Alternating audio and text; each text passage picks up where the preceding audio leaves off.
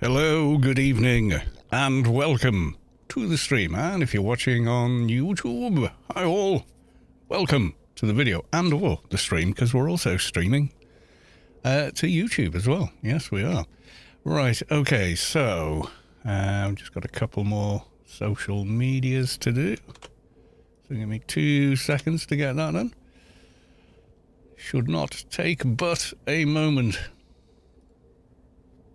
He said, kind of, hopefully.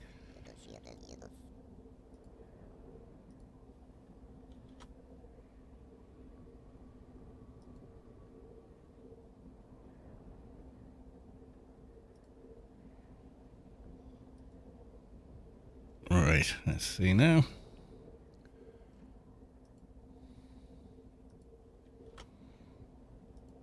And I think just one more to do.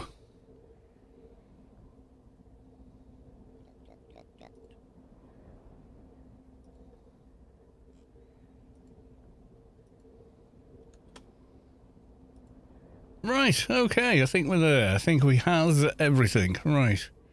And close that down. Close that one down. There we go. Right, have we got transcoding?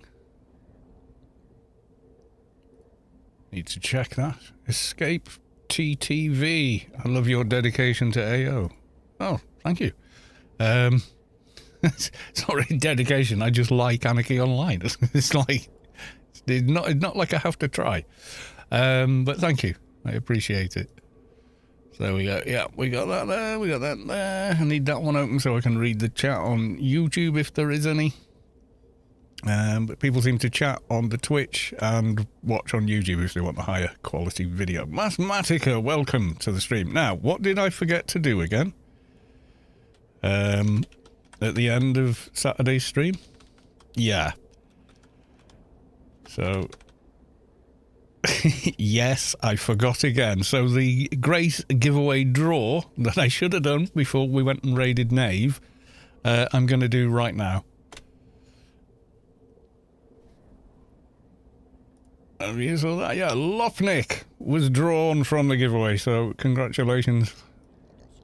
Opnik? Oplink? God knows. Alright, I'm just going to send them a message. Oh,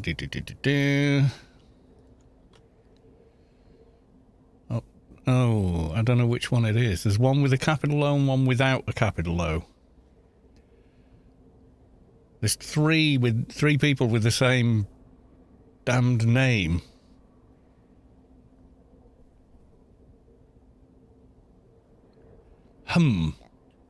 Right. I'm gonna guess it's that one.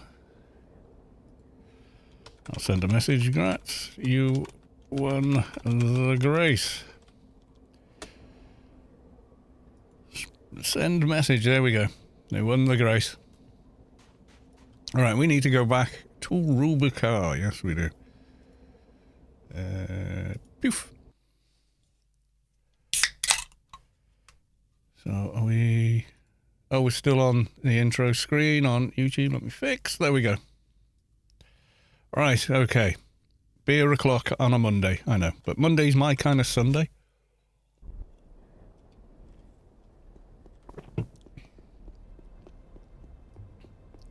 But there you are. Right, okay, so we'd got to the end of the quest. Yeah, we got the 2 dragons to do, but also dailies. Let's go and have a look. I was thinking of streaming last night, but I was just too tired. Like, literally. I just thought, I just need to sit and do nothing, basically. It is tiring. It's a long day for me doing, what's this? Oh, rats, okay. Going from, 6 a.m. start to, 11 o'clock finish at night. I mean, I can do it, but yeah, I pay for it the next day. That's age catching up with you, I guess. Rage Star, welcome to the stream. Good to see you. Alien Daily Mission. I face the aliens alone. What did I get? Place the bomber. Okay. Alright, let's go and get some buffs.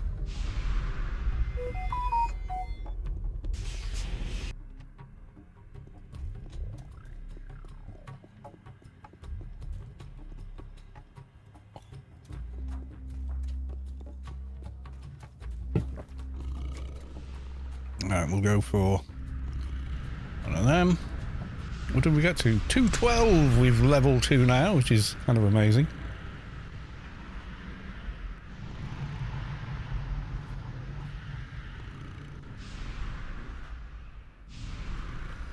And then these guys, I want to say 10% T, 3 buff.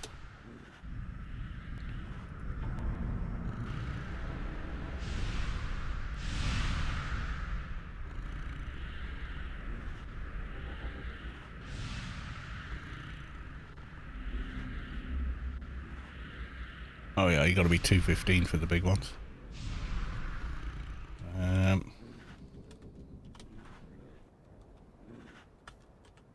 Don't know what the command is for a rebuff on that one. Improve cut red tape. I don't know the command.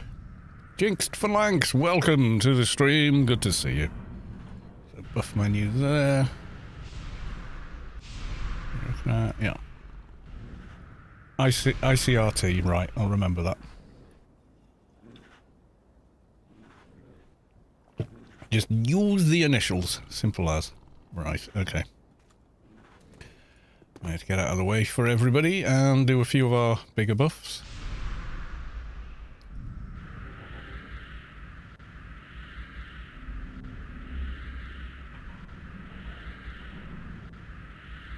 Eventually.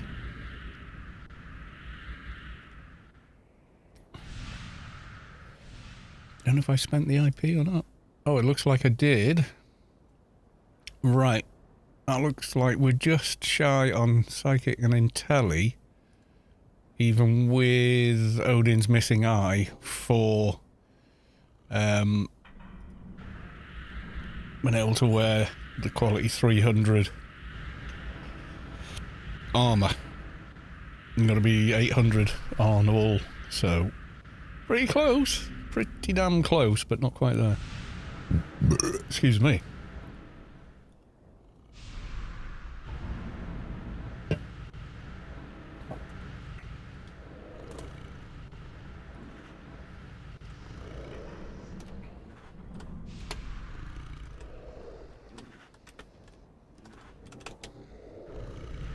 A couple of others it missed. Yeah, that's a shiny bunch of nanos sat there. Okay. Oh no. Enhanced true shot. That's the plus 17. Yeah, that's the right one. Take it Arbiter's done. Yeah, but no Herald there. Never mind.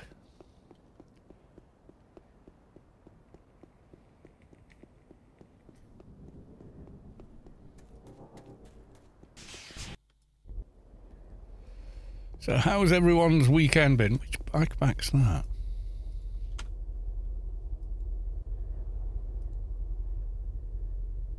Tick Pack Basic. Oh, right, okay. Ew. Creepy. There is some weird and wonderful ones, got to admit.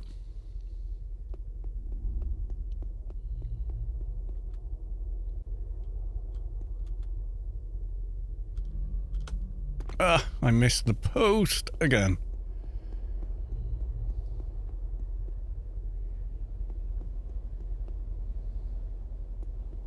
Right, which FP? I'm not running any FP at the minute. I'm just going to go straight to dock.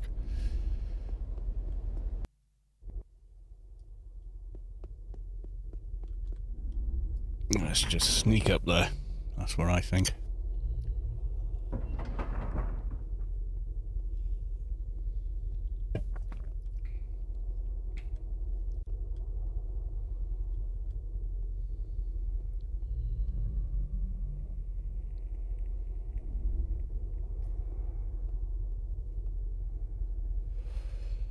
Yeah, so how's everybody's weekend been? Okay?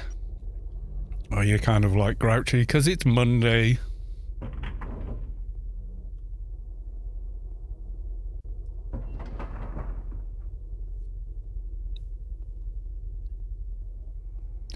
Tomorrow is my Monday. It's just, you know, that's just how it goes.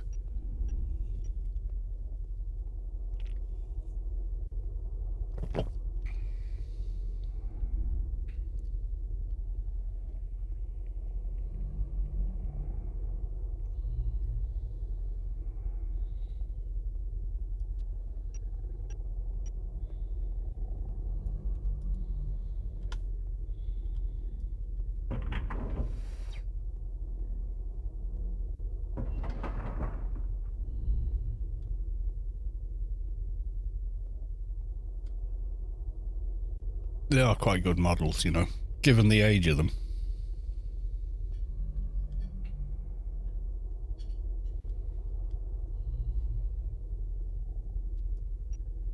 I think I never quite understand with sneaking on an agent when you're carrying your rifle. You don't actually hold the other bit of the rifle while you're sneaking. So your sort of left hand's just dangling. It's like, why? Weekend was nice, a bit short though. Oh, really? It was a bit short.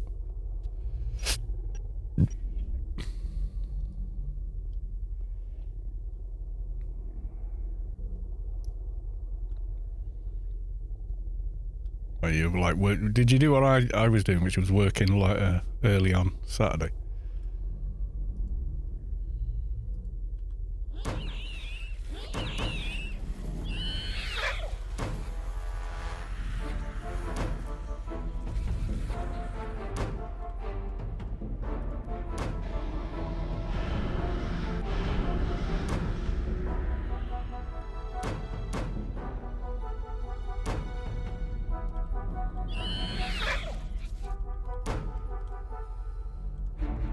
Or did you have to start working Sunday night? Was it one of those deals?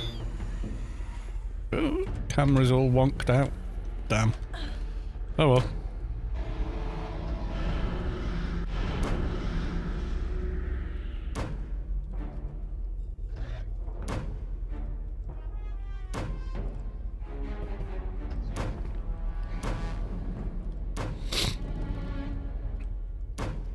Yeah, so I start work at 6 on a Saturday morning, and then I'm finished at 1 p.m. Usually have like a big lunch, and then maybe fall asleep an hour or so. And I can mooch around doing chores until the evening, and then stream for a few more hours. So by the time I'm getting to bed, I'm like, yeah, I'm done, basically. Yeah, landed. Got the get out of here buff.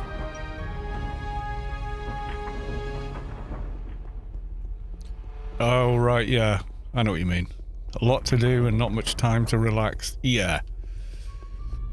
One of those weekends where you're like, oh, thank God the weekend, and your missus is going, yeah, well, we need to do this, that, the other, you need to do, and the garden needs, you know, and then you end up, you feel like you've just worked the whole weekend in a different job as a handyman. Guess it goes with the territory, though. Yesterday, though, I did have like a proper day of rest, though.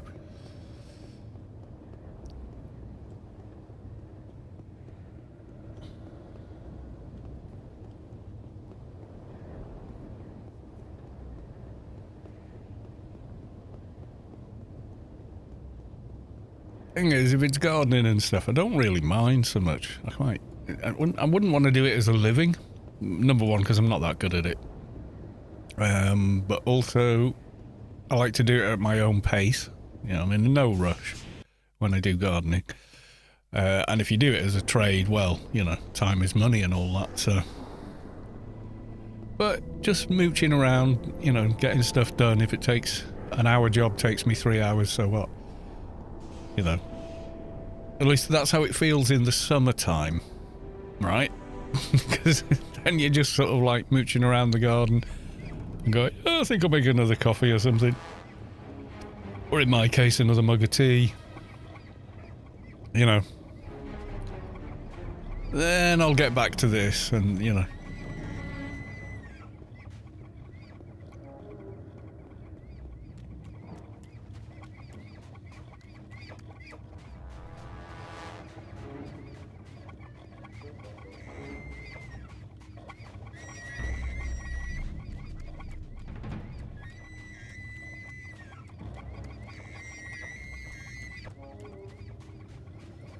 Oh, the Rats Daily. What I find interesting about this is the amount of people that say, oh, I don't even do this mission. You know, takes too long, blah, blah. And I'm like, well, okay. Takes too long, but prisoner mission, you've got to get there. And even with Fixer Grid, that's like maybe 5 minutes. But then you get there and, oh, you've just missed the kill and you sort of stood around for 15 minutes. And then at least another couple of minutes killing them. And then you're done. Or like a Doja hunt, you could be an hour doing that. You know? I mean, it could be 5 minutes, it could be an hour. That's the thing with Dojas, it just depends when it drops, you know?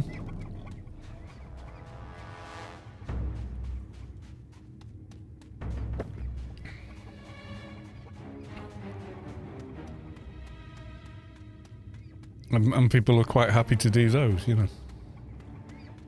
Oh, famous last words. Yeah. Yeah. Find the pages. Yeah, and then you find distinct pages and you go to hand them in and 2 of them aren't the right ones. Yeah, if they're written in a sort of poetic sort of a way, so it sounds like novelization rather than strict instructions, you have to check. I mean, eventually, you can, if you get it often enough, you start memorizing which pages are legit, and then you find dozens of repeat pages. And if there's 4 or 5 of you in Broken Shores trying to do the mission, everyone does the same thing, and they pick up a page that's, oh, I've already got this one, and then delete that page. So, and you know, and then pick it up, so it'll respawn. Which means the next person is like, oh, but that was the one I needed, you know, and there's no kind of cooperation or anything. So it just ends up being like, really? This is what we're doing? It's kind of nuts.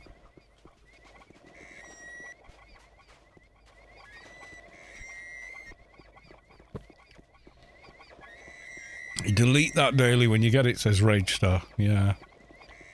I've been tempted to. It can take a frustratingly long time.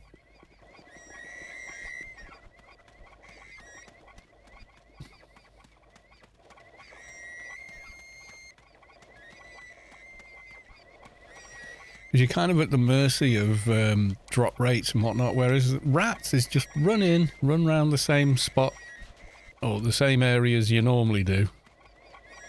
Do a bit of a tiny bit of kiting and leave. You're done. It's very consistent, very repeatable, and not actually difficult. ICC planet-wide announcement. El Zoido has been awarded the highest honorary rank for outstanding dedication to the defense of Rubicon. Congratulations. All right, let's see how many we got. We got so far 88. Okay, that's not a bad number.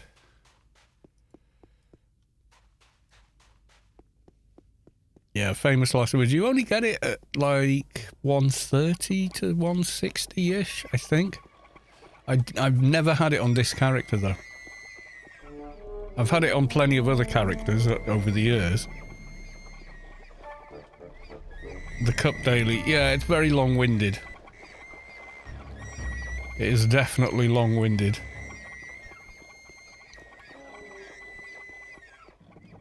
The only reason I don't hate it is you don't get it that often. I've nearly always got a Yalm, which, you know, just makes it simple. And I kind of get the nostalgia pangs visiting old clubs and bars around Rubicon. Thinking back to when people had parties in them and stuff. You know, like actual things happened in them. You know, it'd be like 100 people inside. Gridstream Productions playing, you know, better music and stuff. I killed 100 roller rats. There we go. Done.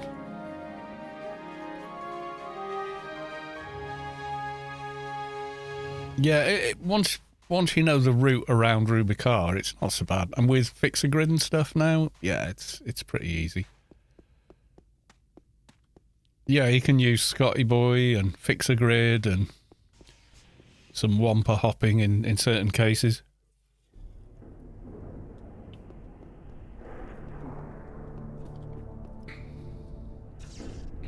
Alright, let's go talk to the warden.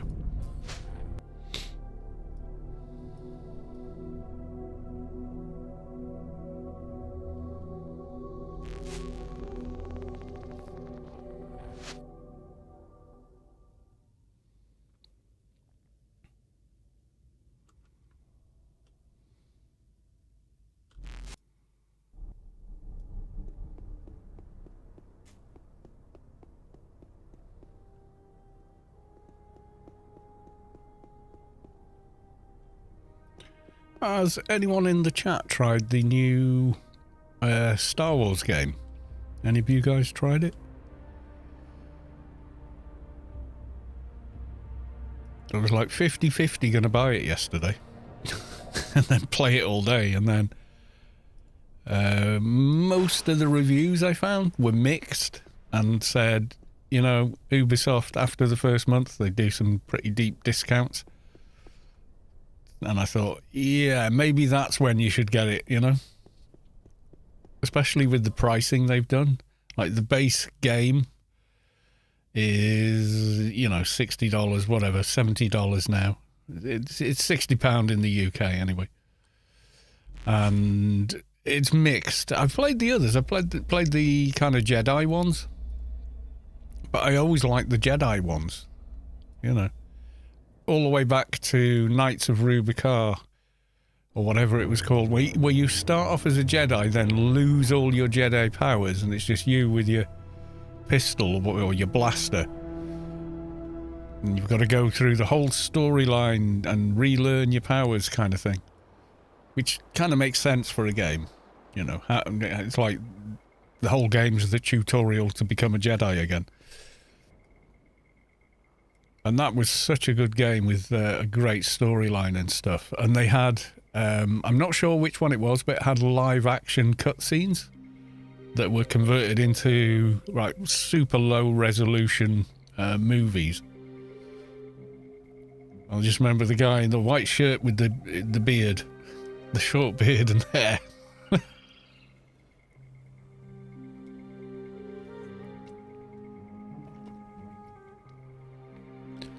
Just while we're flying through, see if I can identify which game I'm thinking of.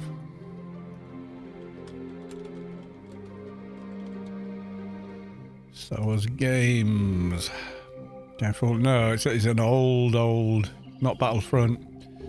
2000 Knights of the Old Republic. It might be that one.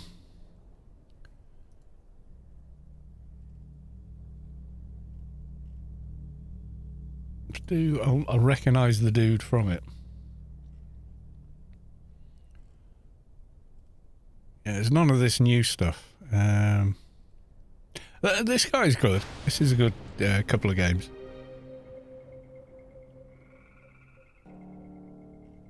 I think it is definitely Knights something. I can't remember the box art.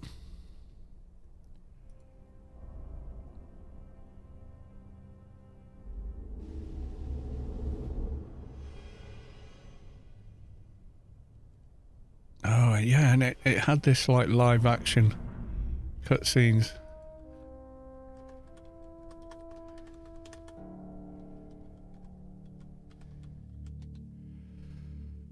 Yeah, this one. What's this one? Yeah, this guy. Yeah, What was that? Yeah, that's the one I first remember playing and thoroughly enjoying myself. Kyle Katarn. I think that could be it, yeah. When I play AO, I don't have much time for the games. I know, but I've been playing games for, a very long time.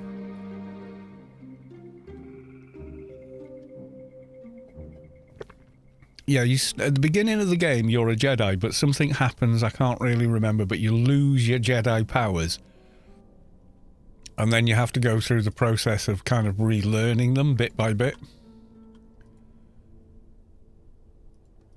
About a 5-minute wait here.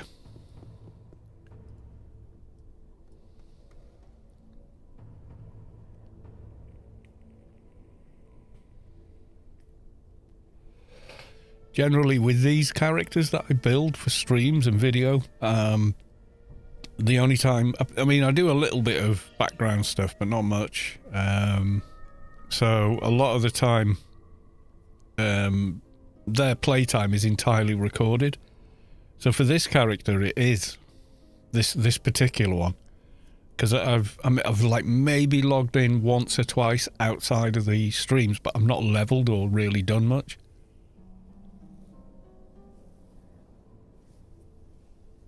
Maybe swapped a bit of gear around. That'd be about it.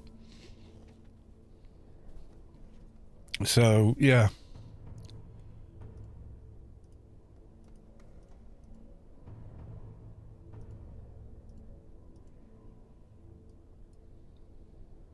So the entire history of this toon, from beginning to end, is literally all documented and recorded.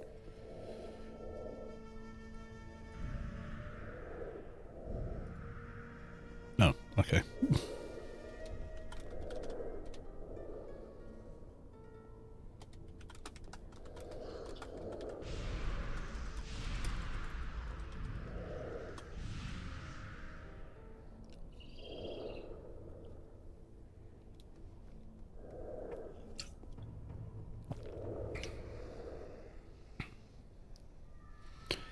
Right, I'm just dashing off to get another beer. God, that one went down rather quickly. How long have I been live? Oh, 30 minutes. Yeah, that's not bad. Right, I shall be back.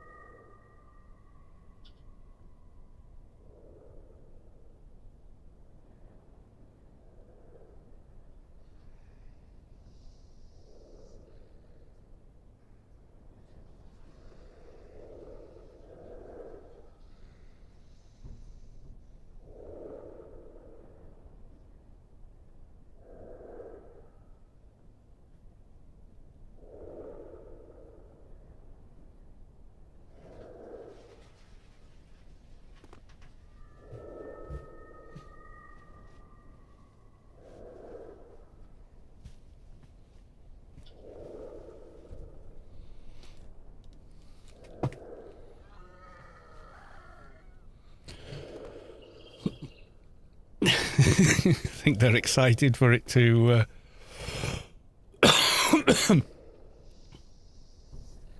Spawn! Where are we at? 15? Yeah, any moment now.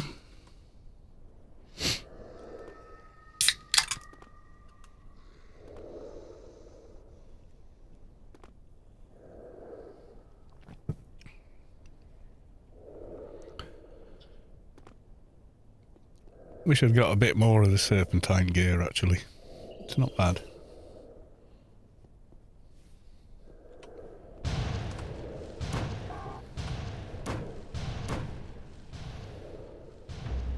Where's my mount? Oh, there it is.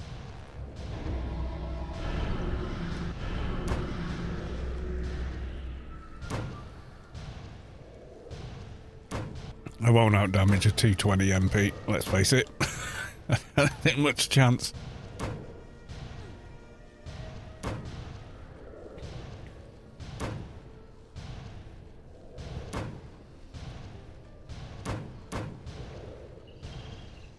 Yeah, I think they're doing the lion's share of damage there.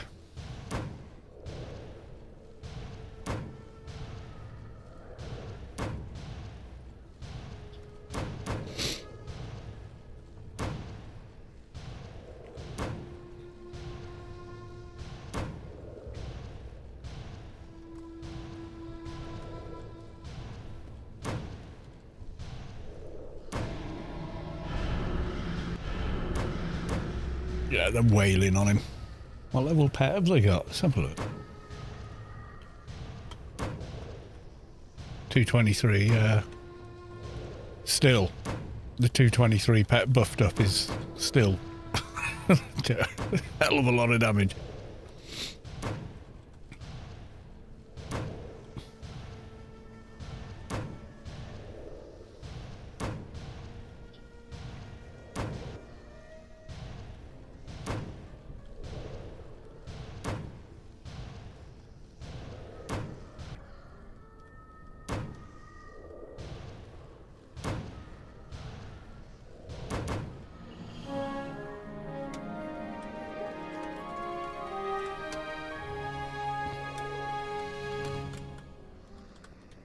Thanks for team. Oof, let's go to Shadowlands. Get a doja.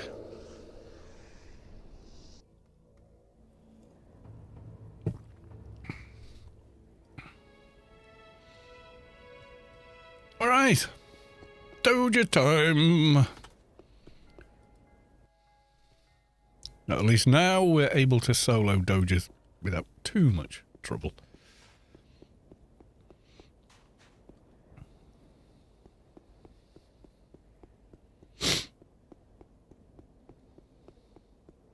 Apparently it's raining in Inferno.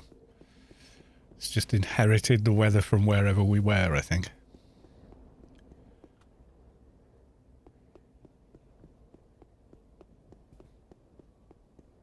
Yep. As soon as it got to the end of the weather cycle, it stopped dead. I've been in rainstorms like that where they stop and start, like someone just switched a tap. I was like, wait, what? It just feels odd, you know?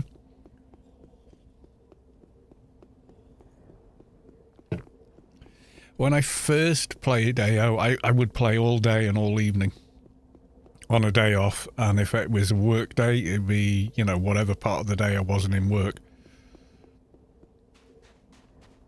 Entirely taken up with AO, back when the grind was real. No dailies, mission rewards were meager, etc, etc, etc. Escape to, it's a simulation. Yeah, it's more like the reality.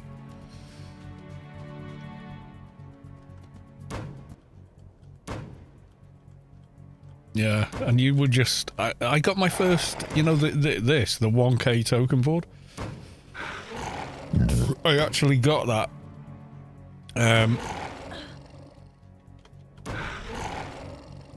When it was still... You had to 100% a mission to get one token from that mission.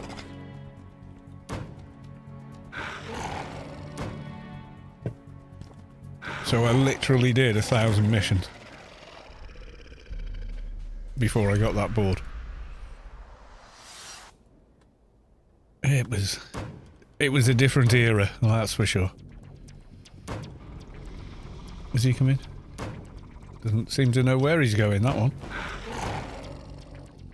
207 of course. Oh, this was back when 200 was, you know.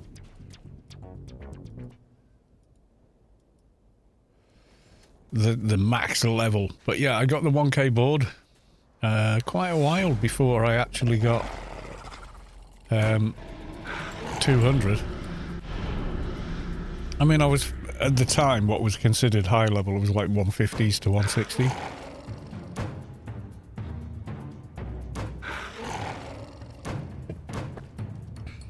I kind of miss the days when everything was still a bit of an adventure and a surprise. Not everything was data mined or found before the game even releases. Yeah. Yeah, that's it now.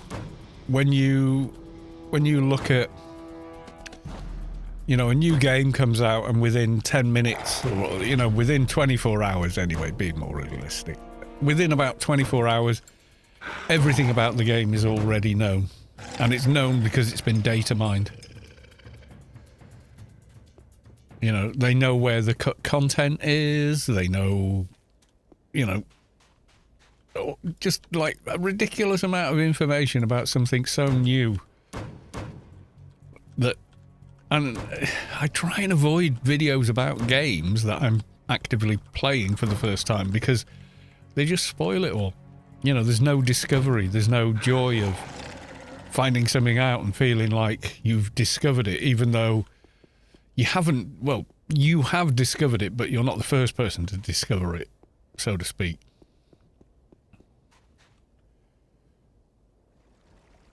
You know, even in games like Doom, within hours of the release, you know, they know where every secret is in the game. And I'm like, wait, what? Well, that hasn't happened because someone played through it all. That's happened because the game's been data mined.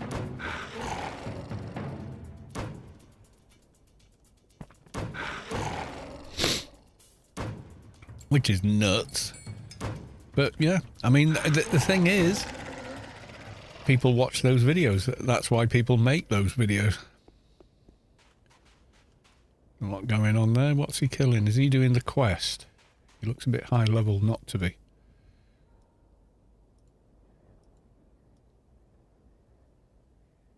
Okay. Could just be doing Doja too. You're going to play Dune? I think I'll give it a go, yeah. I applied for the beta, but I didn't get in.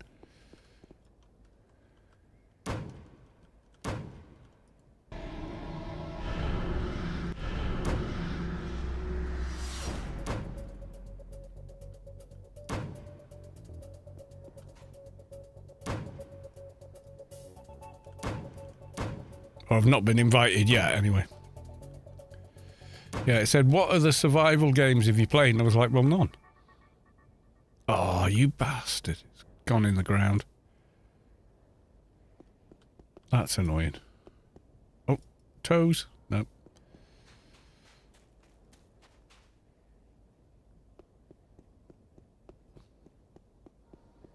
Yeah, I applied when it opened up, but yeah, nothing yet.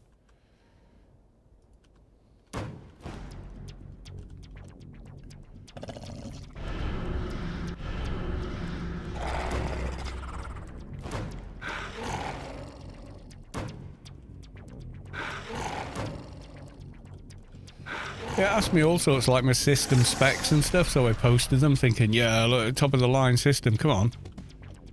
You need me. No, they don't. It was that, oh god, I missed that. Epiros has followed, thank you for the follow. And then over on the YouTube we have, oh my god, I can't even read that. Super Jazzy Yo, welcome to the stream over on the YouTube.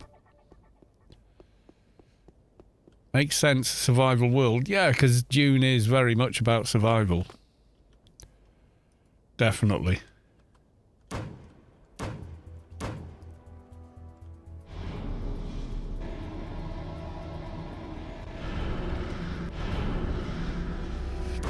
but I've never played a survival game. I think I've lied and said, yeah, I played Conan Exiles or something like that. I may have got an invite, but I didn't.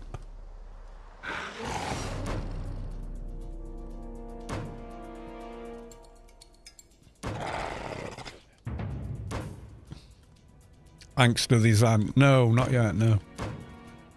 Need to do it. Definitely need to do it.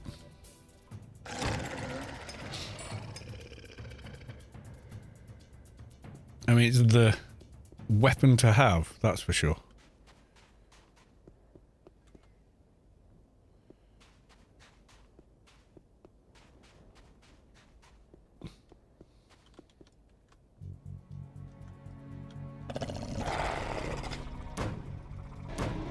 It's like the best rifle you can get, so yeah, that's the rifle I want.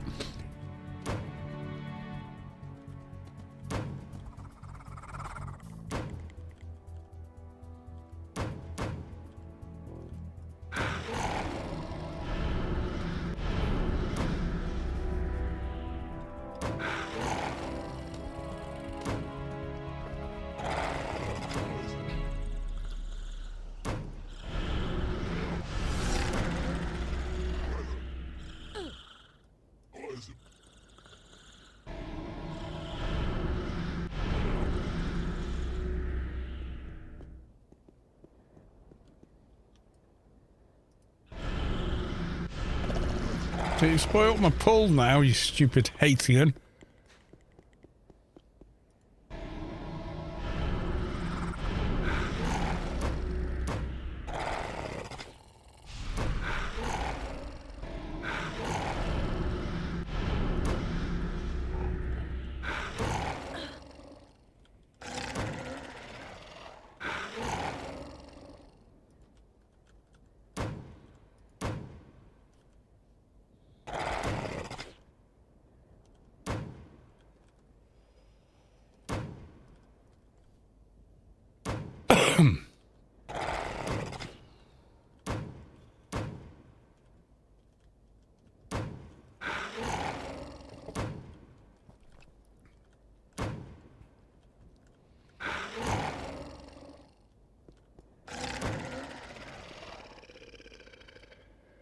Nope.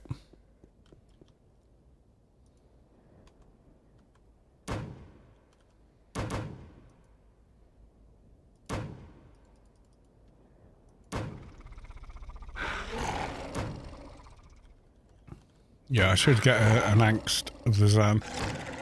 Upgrade it. Make it into a ganker rifle. Hey! Okay.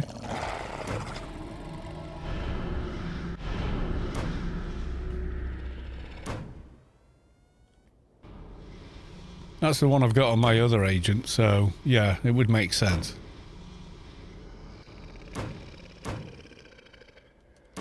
Hey, Pirius, I'm coming back to AO after a decade. What do you think about the prevalence of people using tools to change or automate the client? I was looking for Pet Hunt. Oh god, that went like nearly 20 years ago. Someone told me the only way was to install a program. Yeah, if you get caught using AO Sharp, you're probably going to get banned. Because AO Sharp is a cheap program. It's not a utility program. There is no Pet Hunt. There has not been Pet Hunt for nigh on 20 years. So yeah, if you're asking me, I wouldn't touch it with a barge pole. I'm not saying it's a neat bit of software or programming or whatever. I'm saying you get caught using it, your account's done. You know?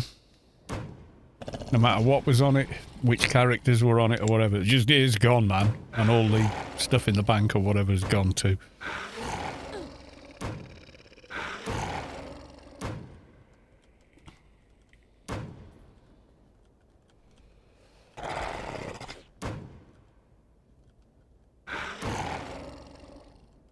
Yeah, they removed Pet Hunt. Oh god, yeah, it must have been close to 20 years ago that got removed from game. A lot of people weren't happy about it, but it wasn't around 10 years ago, I know that. Sharp has done more harm than good for the game. Yeah, definitely.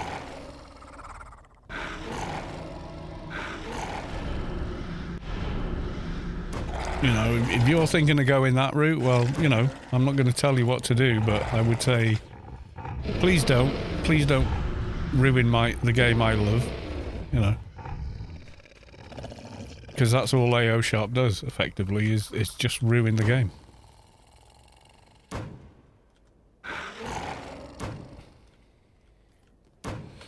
There's like games like Anarchy Online Item Assistant, which AO have no problem with. There's Mission Buddy, Click Saver, you know, software like that helps you keep a track of all the items you have across multiple characters and gives you the location of them. In which bag, you know, and it will renumber the bags for you and say, yeah, it's in bag 14 in the bank on character Astanos or whatever, yeah? Funcom have no problem with people using that sort of thing. Feeling old? I feel old. I don't need anything to remind me I'm feeling old. I wake up in an older body.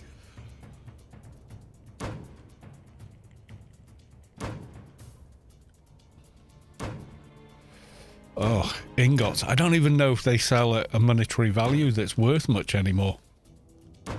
I remember ingots being removed from the game shortly after Shadowlands. There were East Asian companies, and I mean they were run as businesses, that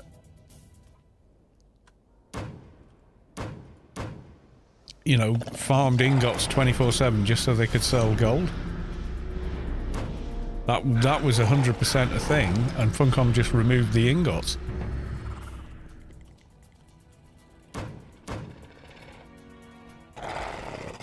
Oop, I just shot the wrong one. We're alright, we're in dock.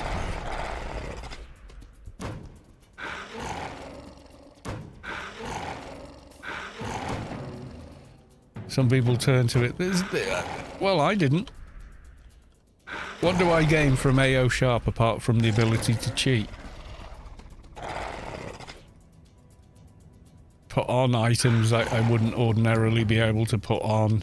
Stack items that there's no way you could possibly wear, you know, 12 token boards or something in order to get gear on. You know, no, it's a cheat tool. That's what it is. It's a cheat tool. And no one cares about cheating in single player games, you know, console, whatever you want. But multiplayer game, it's not a good thing.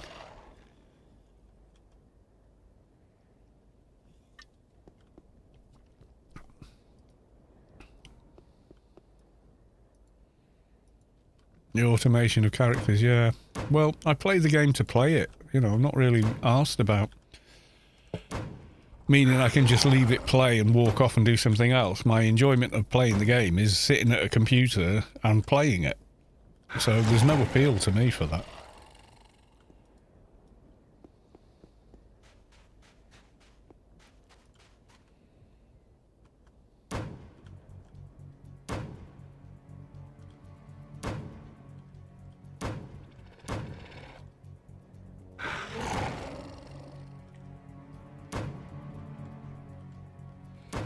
Yeah, if you get caught using it, and it's quite easy to see when someone's using it, yeah, you're in a world of trouble. You get caught. And the problem is that they don't really police the game much anymore. So people feel like this false sense of security.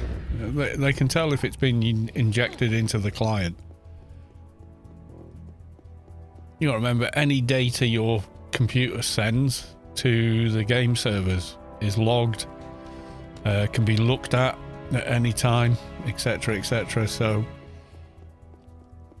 thinking nobody saw it, it's a fallacy. You know, that's the modern age, isn't it? I mean,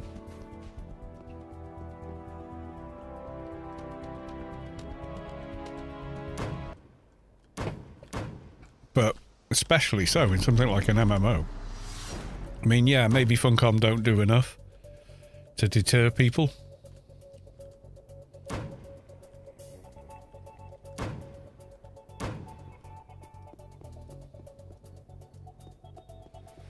All I can say is I absolutely wouldn't recommend it. I've never touched it and I never will.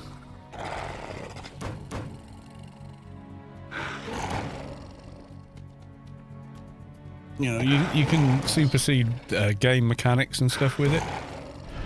Like, you know, with like symbionts, they've got a level requirement. You can bypass it.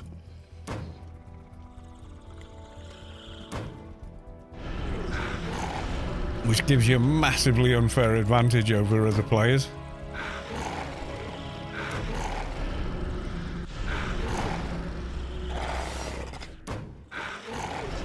And, you know, in an RPG single-player game, no one would care. But that's not what this is, so...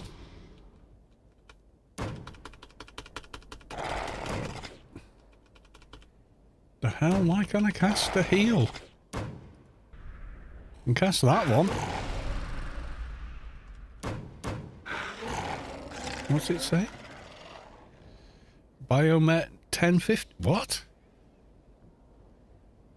What?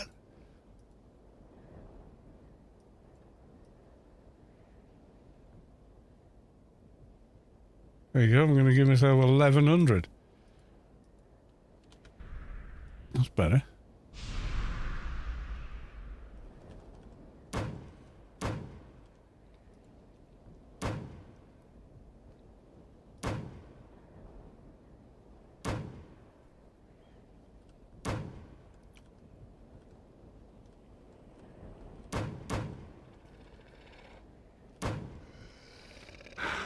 FAO's program. No, the reason there's no more expansions is the company that own the game can't be arsed. Nothing to do with the coding or anything else.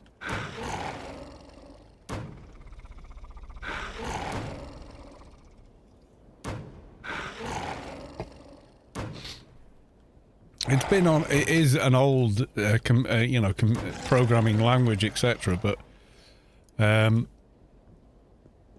they have, even in that old game language, released and produced new dungeons in the last 5 years. So it ain't the code that's the problem, it's the lack of will to do so by the company that owned the game, you know.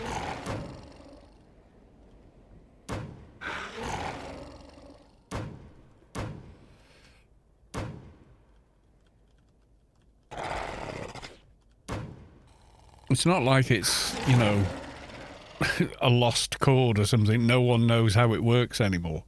It's the company not investing back into it. You know, that's what it is.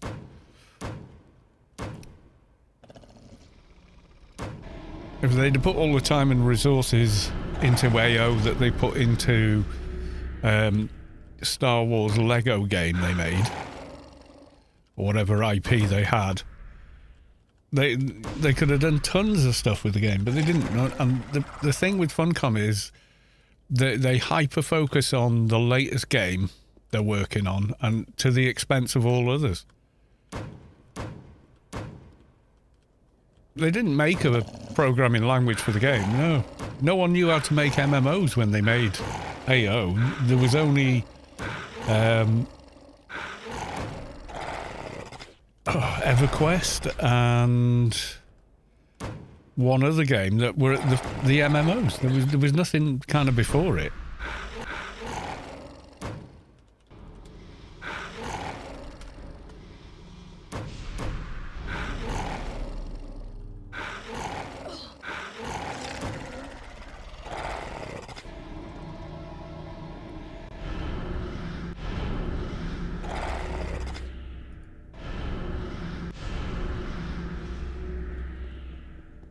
No, it's not to do with the code.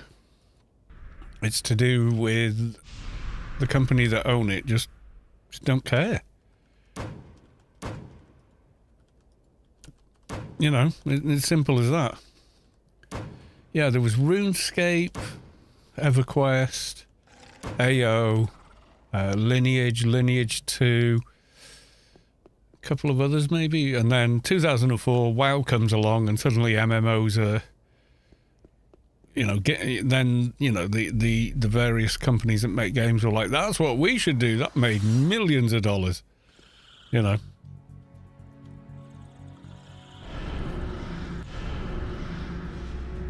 And it did, and that kind of destroyed the creative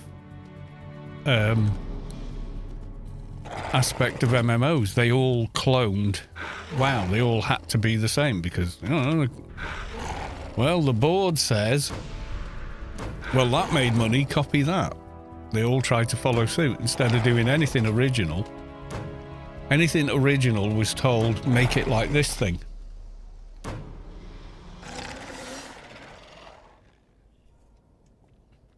As recently as 2 years ago, we got a new dungeon with remodeled NPCs, items, and drops. So it ain't the code, right? It ain't the code. They can do it.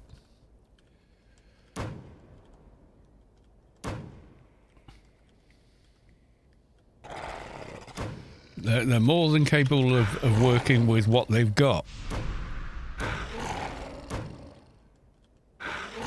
Well, it won't happen, though. This is it. We're talking in hypotheticals.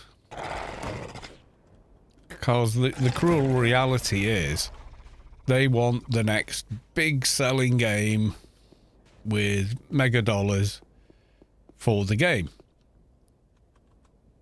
And the trap they've fallen into is, well, it has to be like WoW or it won't make money. So any other ideas are backburnered. Not given the light of day. I'm going to make a game that's like this. And they're like, no, make it like the popular thing. That's it. That's why movies are so terrible nowadays. Most of the Hollywood content that comes out now is terrible. And that's not going to change. I mean, am I going to go see Beetlejuice 2? Yeah, of course, probably. But would I like something new and original instead? Oh, hell yes. But they're too scared to take a chance. It's all, well, it sold the last time, so it'll sell again. That's the mentality you're up against. A bunch of non-creative bean counters making creative decisions.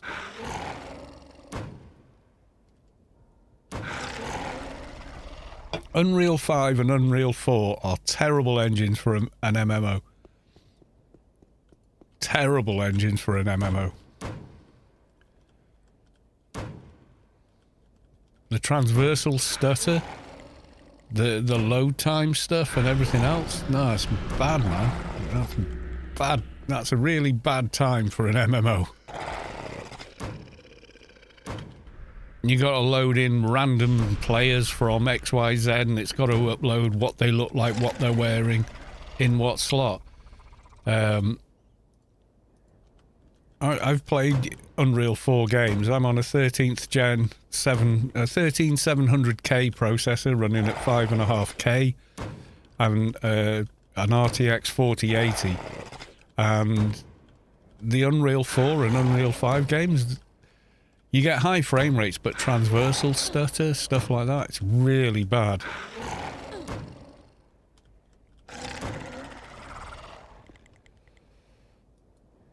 I would not want to play. I mean, the test is going to be the new Dune game, because that's Unreal 5. Yes, the videos of what it can do are pretty, but it's not a magic wand against,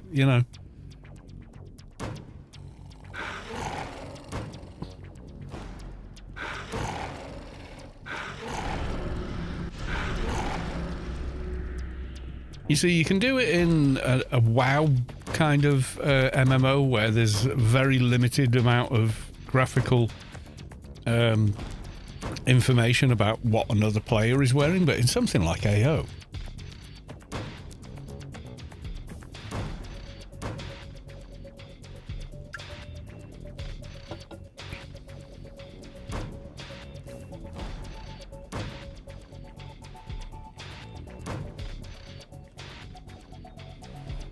Zubalurch, if they renew AO, no matter how, it'll never be a successful game again. It's how you measure success.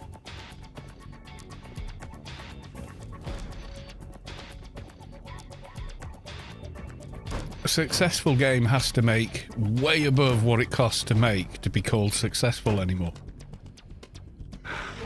It's the thing with corporations. It's about, you know, shareholder dividends. They want a good quarterly paycheck. That's what they want. I don't care if it's critically acclaimed or anything else. They just want to see as much money as possible every month.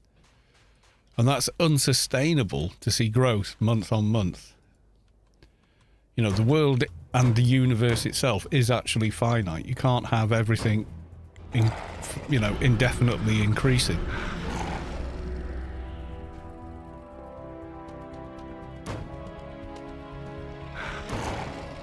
Has very few assets. Well, have you looked at the back end? I mean, does it? Yay, Doja! Well, I've got a high-end system and I play games on Unreal and wish they weren't on Unreal. That's, you know...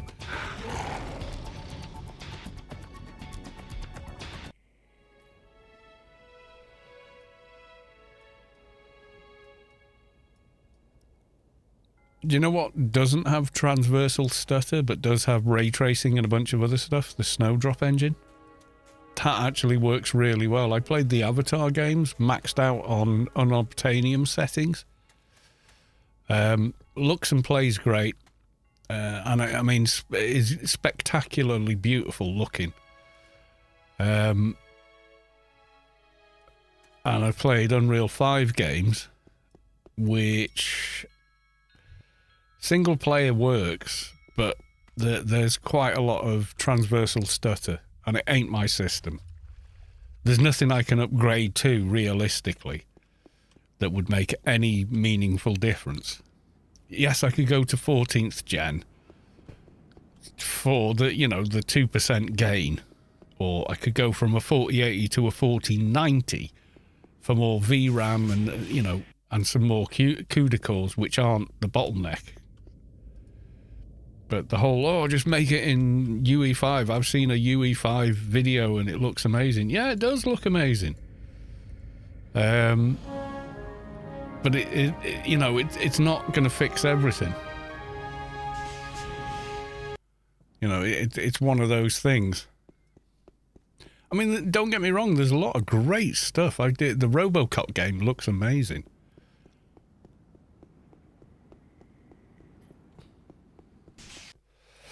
I'm excited to see how Stalker 2 plays out, because that's going to be an Unreal 5 game, etc.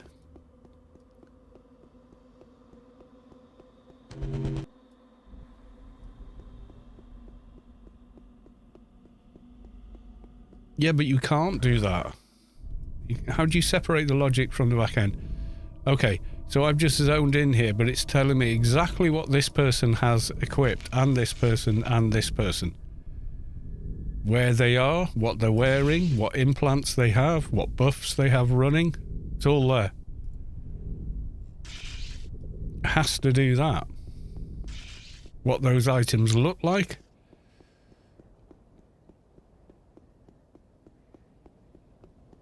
Do I have a background in computer science? Oh, do you need to do that thing? Do you want to do that thing? Yes.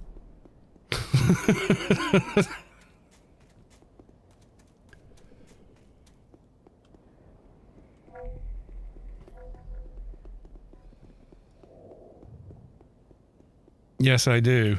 First computer I owned was a BBC B computer, which you had to build yourself. You could buy it, but you had to learn how to solder in order to build it, which I did. And actually went on to servicing electronics like, VCRs, TVs, that kind of thing. But always had a computer at home. Then I did a degree in business IT, etc. So I'm not a programmer, but I got a pretty good idea about computers. And a lot of that comes down to James Burke and reading Connections about how we're stuck in technology traps.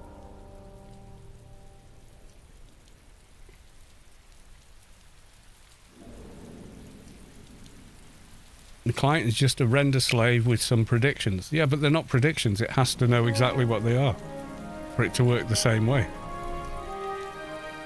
Yeah, I mean, you get stuck in a lift. You've no idea how to get out. You just hope there's a person that does know how lifts work is going to come and get you out. You're on a tube station and there's a power cut. You're going to sit there for a given amount of time thinking, well, they'll get it going again or they'll send someone to help. But you can't actually drive the train. You don't know which direction to go in unless you've been paying attention, which is the quickest way to walk to get back to an actual station and get back up to the ground. And you can't stay there indefinitely because you'll starve to death, but you'll probably die of thirst first. Yeah, it's called the technology trap. So we are surrounded by technology we are more than happy to use, and yet don't understand to a level whereby if it breaks down, we can do anything about it. That's the technology trap. And James Burke wrote about that way before we had as much technology as we now have in society at large. Yeah, and what was it called? James Burke.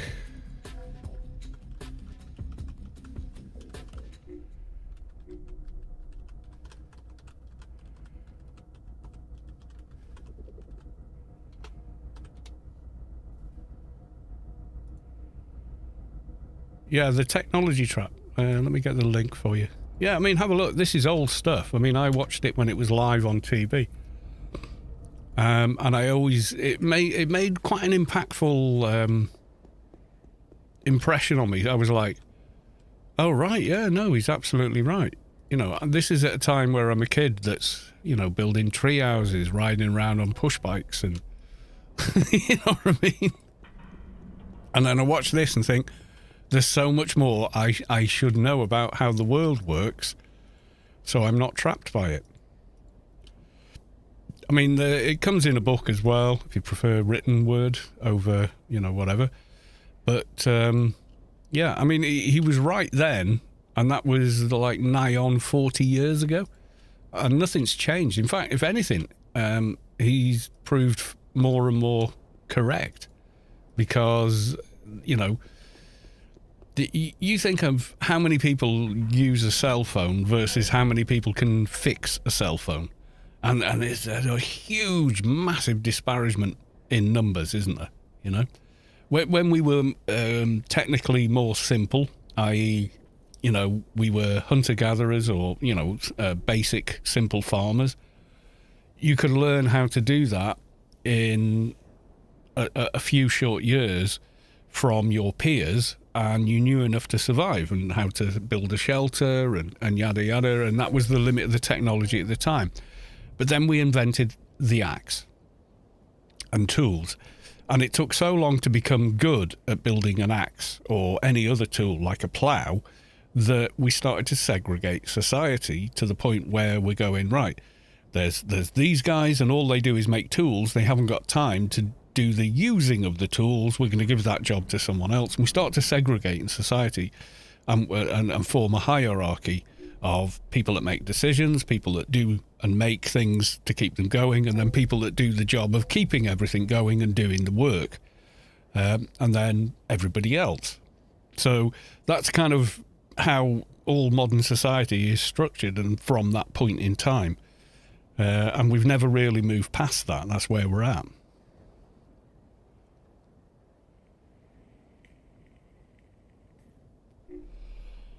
Is more like this. Is it possible to create a single player game first that would be fun with an AO gameplay loop? I don't know. They're very different animals if you think about it. You think of the randomness of other people That's very, I mean, even with how cool AI is now, and I know all these algorithms are incorrectly called AI because it's not artificial intelligence at all. It's sophisticated algorithms, which are not the same thing. It's no sentience. It has no wants, needs, emotions, desires, anything. It's not intelligence. It's very complex, very sophisticated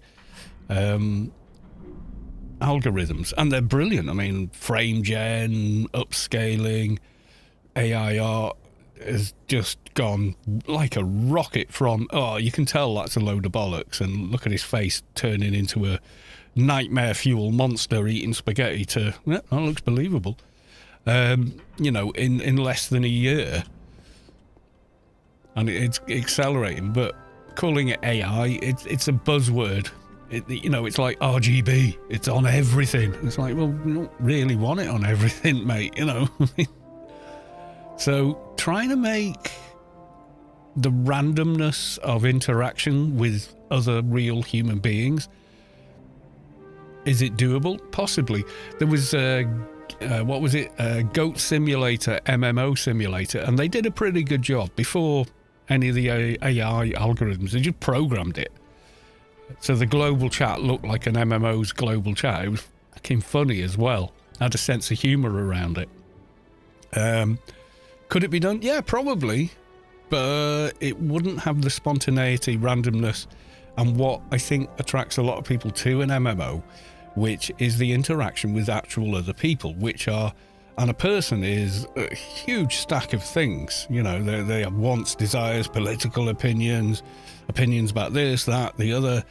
They can be completely opposed to what you think or feel, etc. And you're all in this big mixing pot.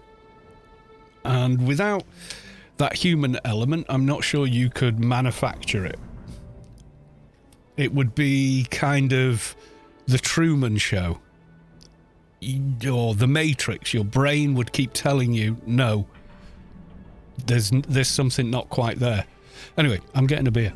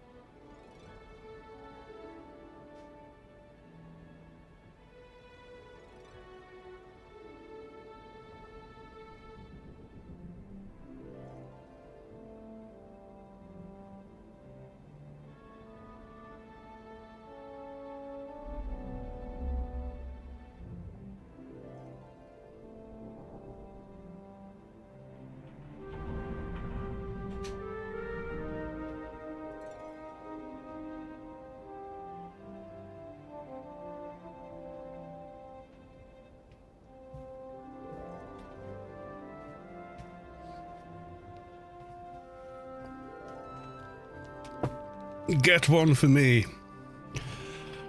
I wish I could. I have a few spare if you'd like one. However, we don't have matter transfer yet. So unfortunately, good sir, I can only virtually give you one.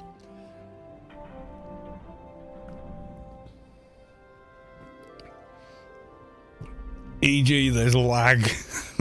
Yeah. I mean, I guess it's within the realms of possibility. It could be convincing for quite a while. But then, how do you program this guy?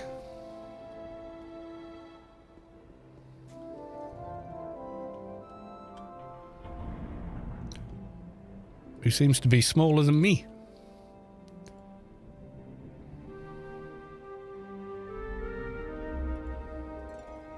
Are you smaller than me?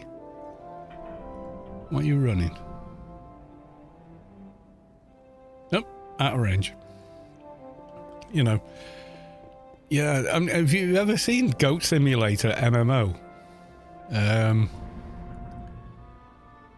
Oh, I already had a random thing. Okay, so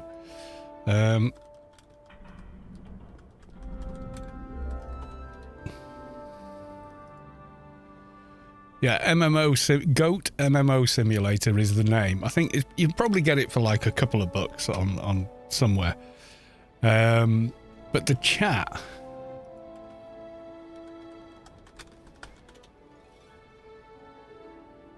is it's got to be screenshots. I don't want to put up other people's videos. That's too small to read. Oh, no, I don't want to look at your shit website. Go away.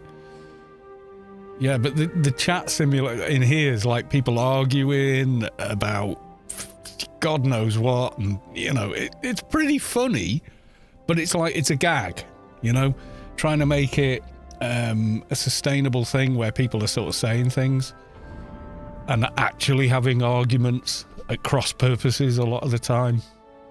And that'd be incredibly hard to do, I think.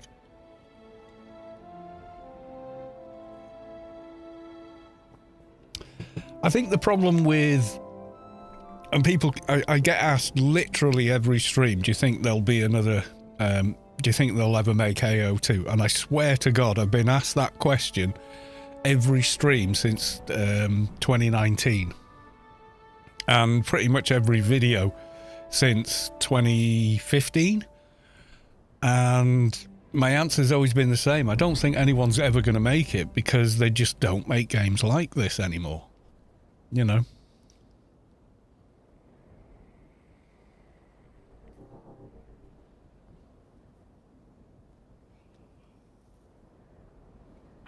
You know, if I had an Unreal 4 or 5 game installed, I could show you what I mean about transversal stutter. You feel it more than you see it, but it's the frame time dips in Unreal games is, oh, yeah, it's jarring. You know, it feels like lag, you know?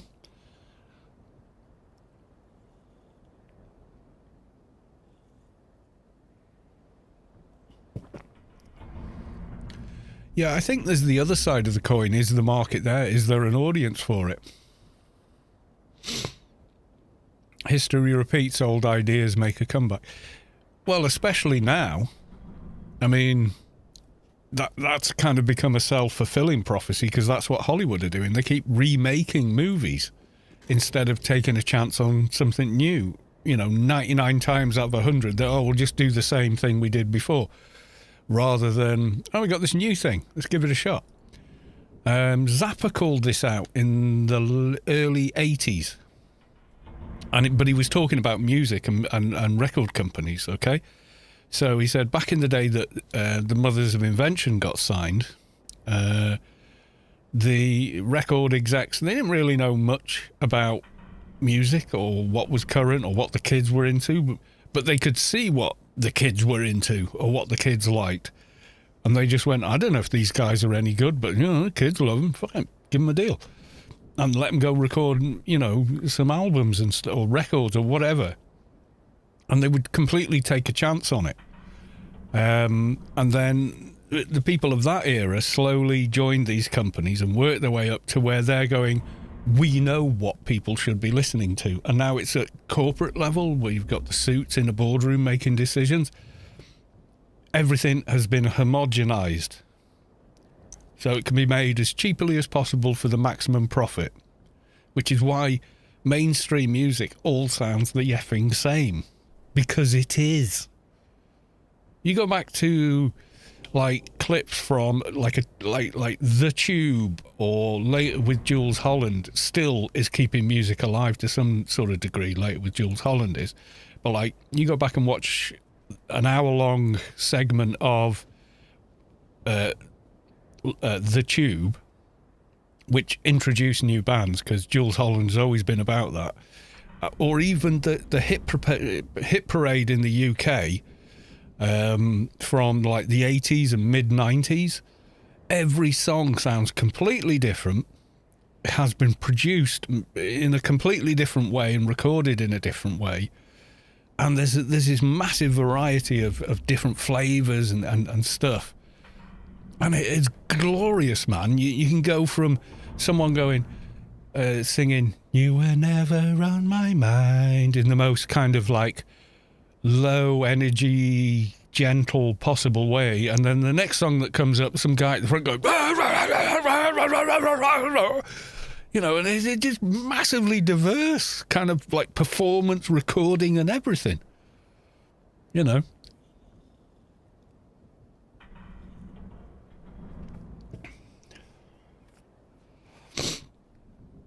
I mean, you look at all the movies they keep remaking, and some of them are okay. They're good. I rewatch it. I go, yeah, but I've seen that movie. You know, we're not doing new, Hollywood just doesn't want to do new stuff anymore, and neither do the music, and neither do the corporations that own the music industry.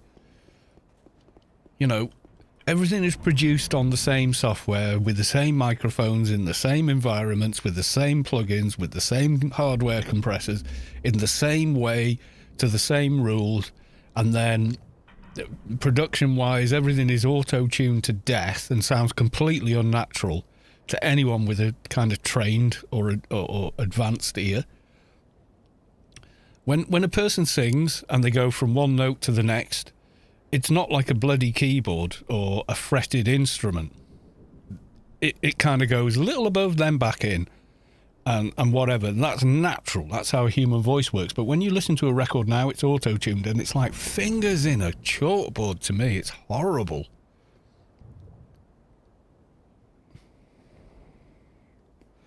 I mean, you can download some trial software, install a plugin called, oh, God. The auto-tune software they use generally, I can't even remember the name of it now. Melodyne, I think. Yeah, Melodyne.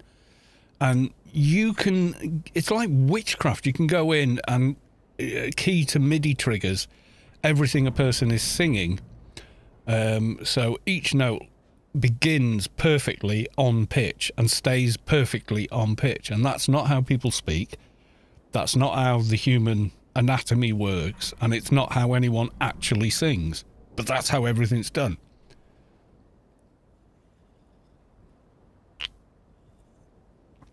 Isn't that your generation taught? No, you haven't suddenly developed pitch perfect note lands in any generation, and we never will, because we don't have the biological architecture to do so. That's not generational. That's a fact. Okay? There's a difference. It's not generational. The opinion of what is good or bad is entirely different. The current generation loves today music. No, they don't. That's the thing. No, they don't. Some of them do. Most people do. Most people don't really care about music. They care about being on brand and on trend. No, nothing to do with EDM or techno. Nothing to do with that. It's generational and popular. No, it's nothing to do with that. It's about the production of modern hit parade, you know, the top 20 hit parade songs, etc. Nothing to do with about genres of music. They were all valid and they've all got something. But when you turn the human voice into a Big Mac, then that's the problem.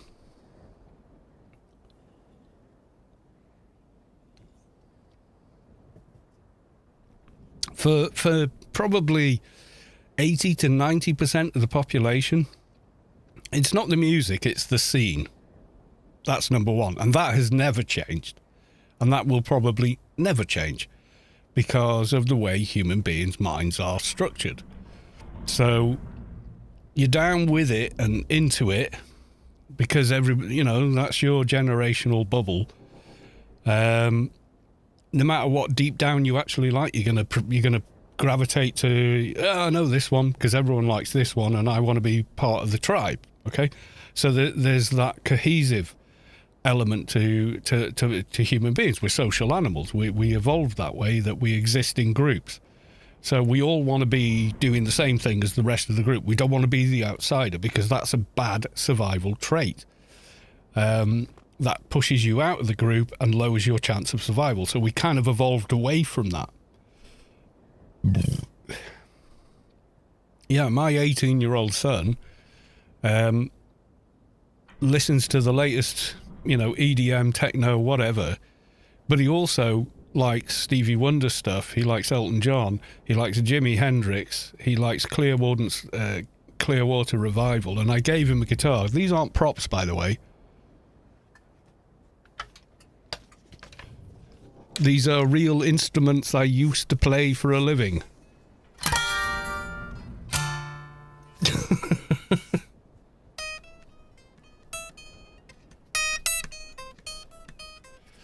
Yeah, there's nothing wrong. You can play EDM on a bloody guitar. Doesn't sound like EDM. Well, it could do with, modern equipment. You can literally make it sound like it. Like, look at Muse and stuff like that, where they're kind of going, let's just combine the two instruments because we can now,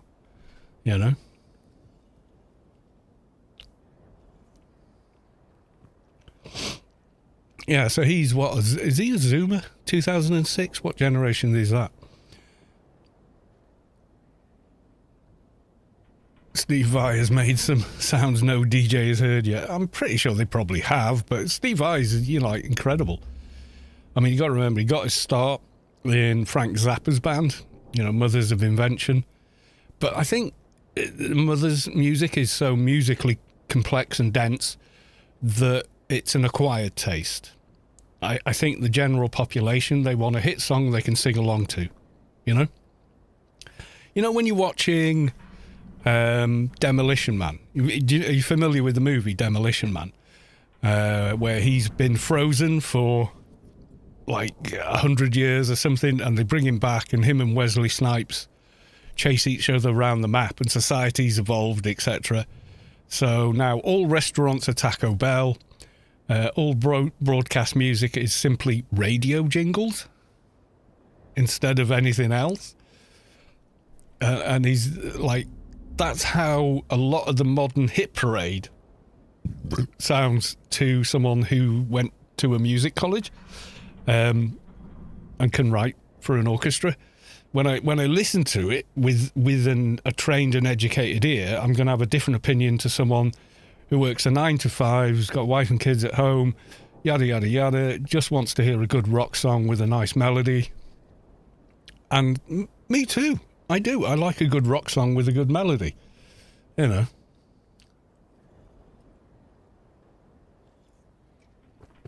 a lot of the hit parade, the beer's kicking in. A lot of the hit parade now just sounds kind of like that scenario where, it's 3 seashells and radio jingles.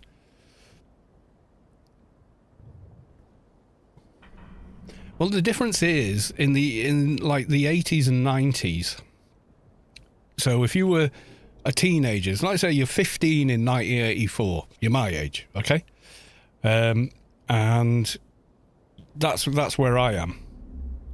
On one show about the music that's popular in the UK, the difference between each and every song that's in those charts is vast. From a musician's point of view, it's massively different in style, production, how it was recorded, how it's performed. Each and every one is completely different. The difference now is most of the 1 to 20 hits kind of all sound the same. They've been produced the same. They've gone through the same Pro Tools plugins. I know because my ears can recognize them when I hear them. It's much more homogenized.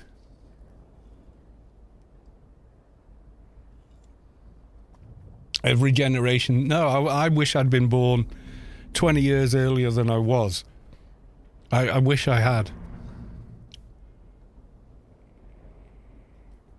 Has nothing to do with nostalgia. I mean, that's a quote you I don't know if you thought of that on your own, but it's a quote I've read on Twitter a million times. But there's obviously nostalgia. But at the same time that I grew up in the 80s, we thought there were going to be nuclear bombs any minute. It was the Cold War era. Okay, it wasn't all, dancing girls in sunshine. It was a bleak time to grow up. There were regular adverts on TV during the 80s. If you play Fallout London, you will actually see those adverts and they were government sponsored and produced, called Protect and Survive. What to do in the event of a nuclear bomb. And it was all, you know, taking the doors off the hinges and building a shelter inside your house. And, you know, putting tin food in there and how to, you know, at least survive the explosion, even though, you know, you're pretty much screwed once all the bedlams died out. And that's how we grew up. That was normal.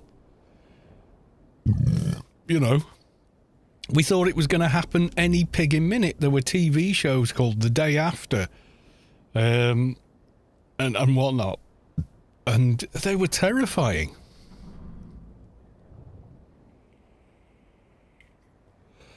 So no, it ain't nostalgia. That was a bleak time to live in, believe you me. We all thought we were going to die. We genuinely all thought, oh, you know, we're pretty screwed. We had an earthquake where I was as a kid, and this is unusual for the UK. The UK is largely seismically stable, okay? Earthquakes are rare and not that severe. And I remember it woke me up early morning. It woke me up, and my first thought was, oh God, they've done it. Oh God, they've done it. That I didn't think, oh, it's an earthquake. Which if you lived in, you know, the States, you probably would think that. Oh, God, it's a quake. I thought, oh, God, they've done it. I thought the bomb had dropped. You know, I'm like 12, 13, I think. I thought, oh, God, they've done it. This is it.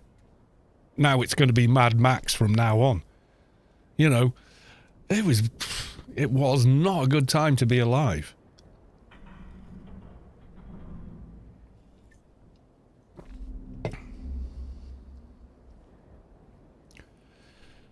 Your Billboard top 10 for 84 is Prince, Tina Turner, Paul McCartney, Michael Jackson, Phil Collins, Van Halen, Lionel Richie, Culture Club. See what I mean? That's a huge difference of genre, tone, and whatever. You know what I'm saying? I mean, 1984, Hot for Teacher or something by Van Halen. That would have been the Van Halen 1984 album, so still with Dave Lee Roth. And for me, the best era of Van Halen, the earlier. I prefer the earlier to the newer, but that, hey, you know, or no, it'd have been Jump, wouldn't it? It'd have been Jump. Or was Jump later? Oh, I can't remember. Tina Turner, 1984, would have been... had she done Private Dancer by then? Which is like a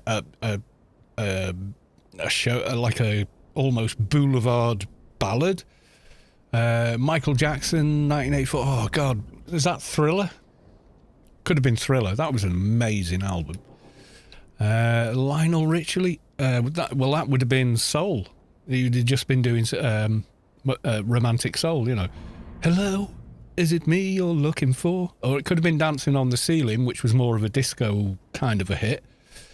Phil Collins, dun, dun, dun, dun, dun, dun, dun.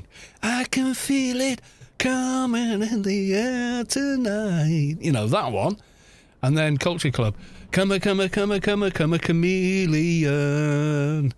Sing along pop song. Yeah, that's a wide range of different stuff, right?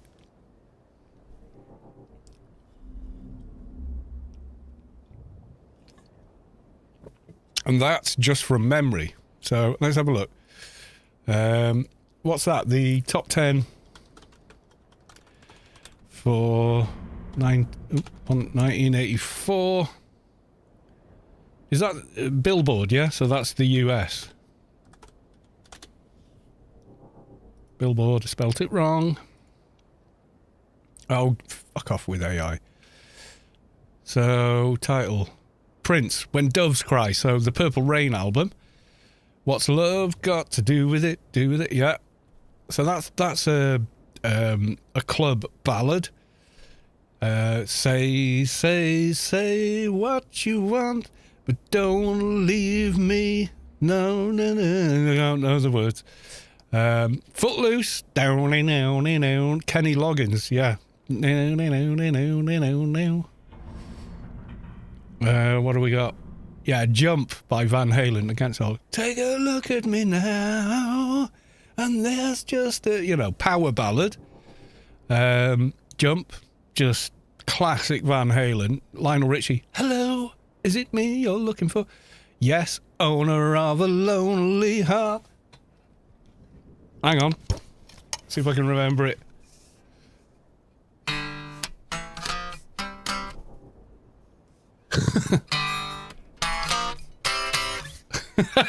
Yes, I do remember it.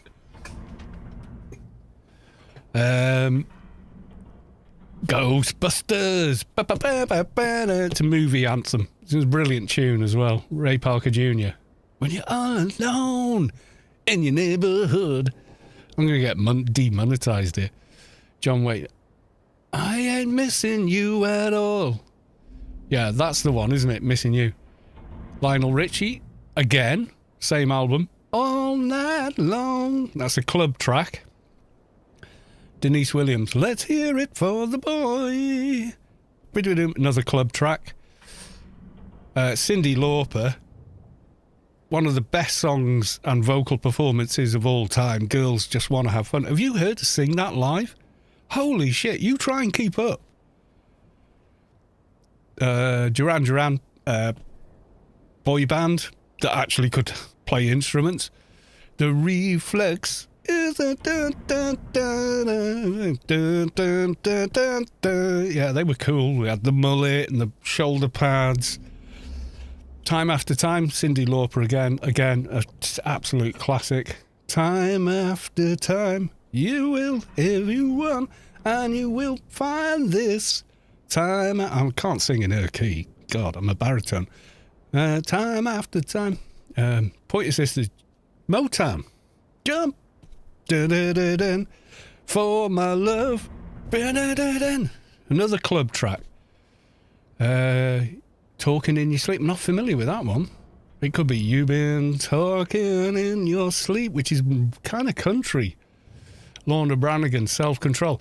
That was a club track, but it was kind of like rock club. It was like, I lose my self-control. And it had this big hook, like, that I can't vocalise, but yeah, like a keyboard hook, like Jump does.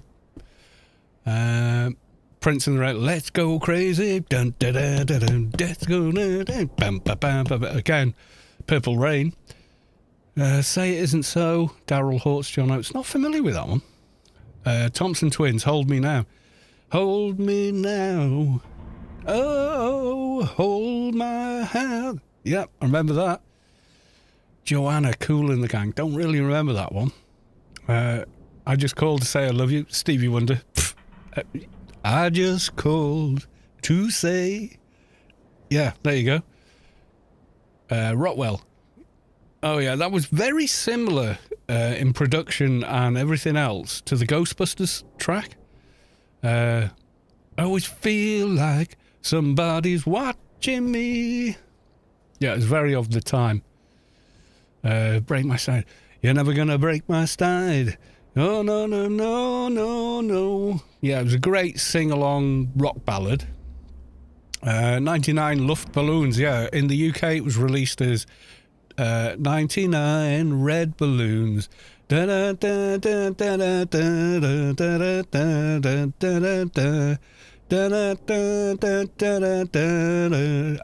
was about red balloons setting off a nuclear attack. And it was originally in German. 99 Luftballons, etc., etc.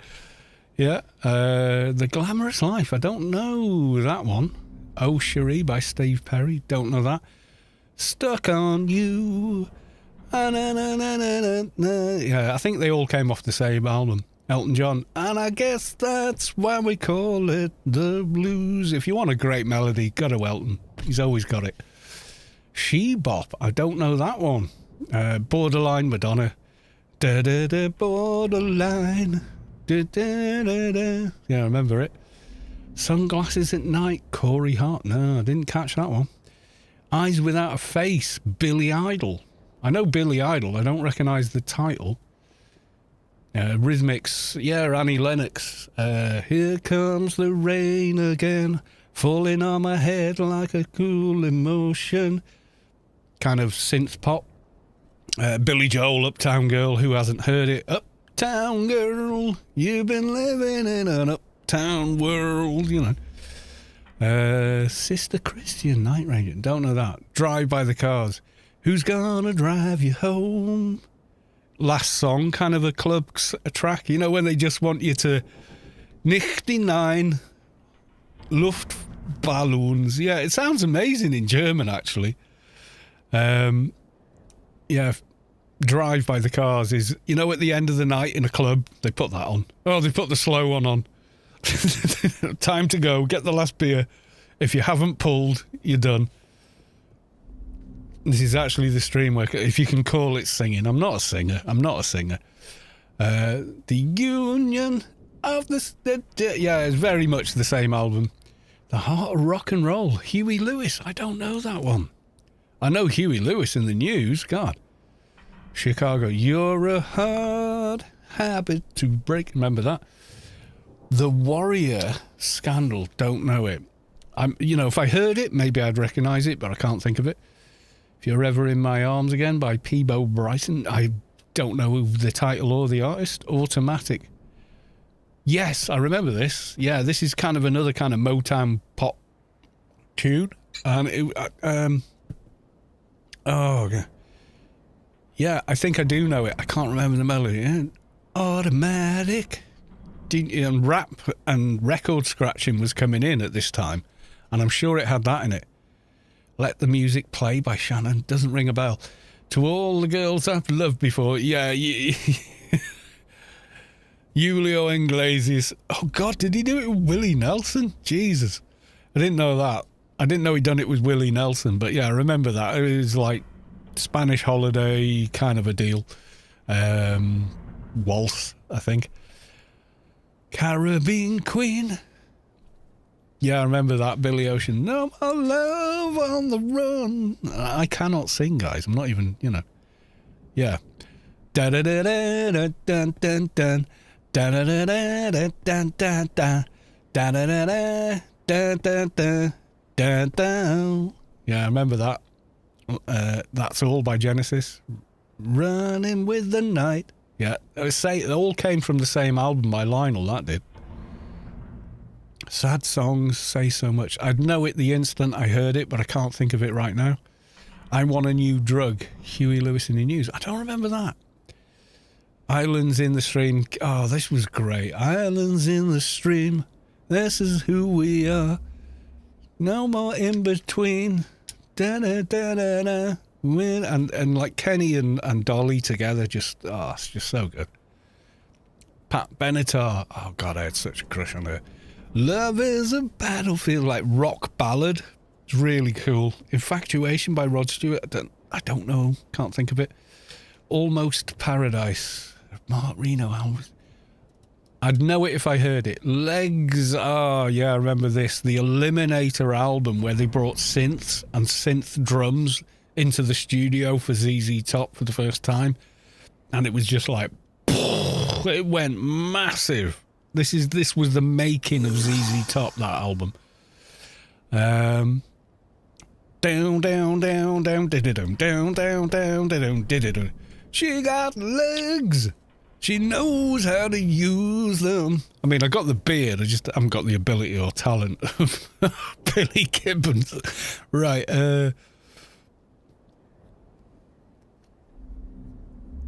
Nuke Corruption, thank you for the follow.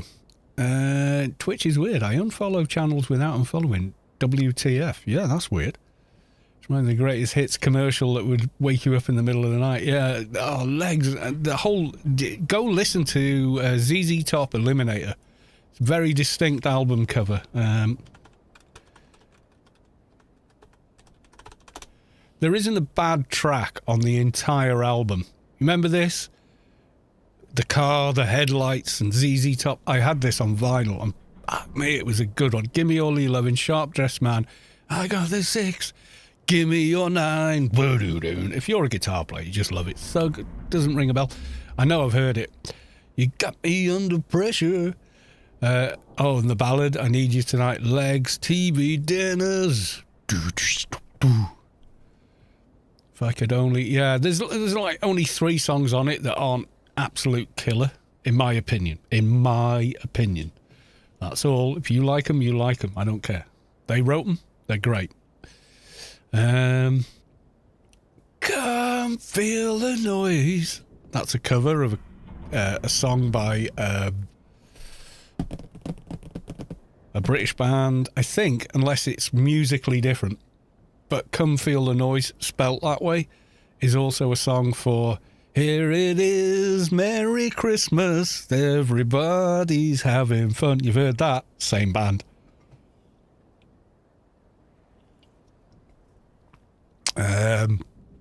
Break Dance by Irina Cara. I remember Irina Cara. Yeah, because body popping and break dancing was in. You know, you had the boom boxes and cardboard flattened over on the pavement or in the subway or at the anywhere, and you would whiz around it like real break dancing. Not that whatever the hell that was at the Olympics. I'm sorry. Something that looked gymnastic. Adult Education. Don't recognise it. I know these artists and they're brilliant, but I don't recognise the title. They Don't Know, Tracy Ullman. Yeah, kind of a... Yeah, Tracy Ullman. Do you know her show was the first time The Simpsons appeared? That's a thing, right? I'm getting another beer. I'm enjoying this, going through this hit parade. Oh, this is just like so many memories.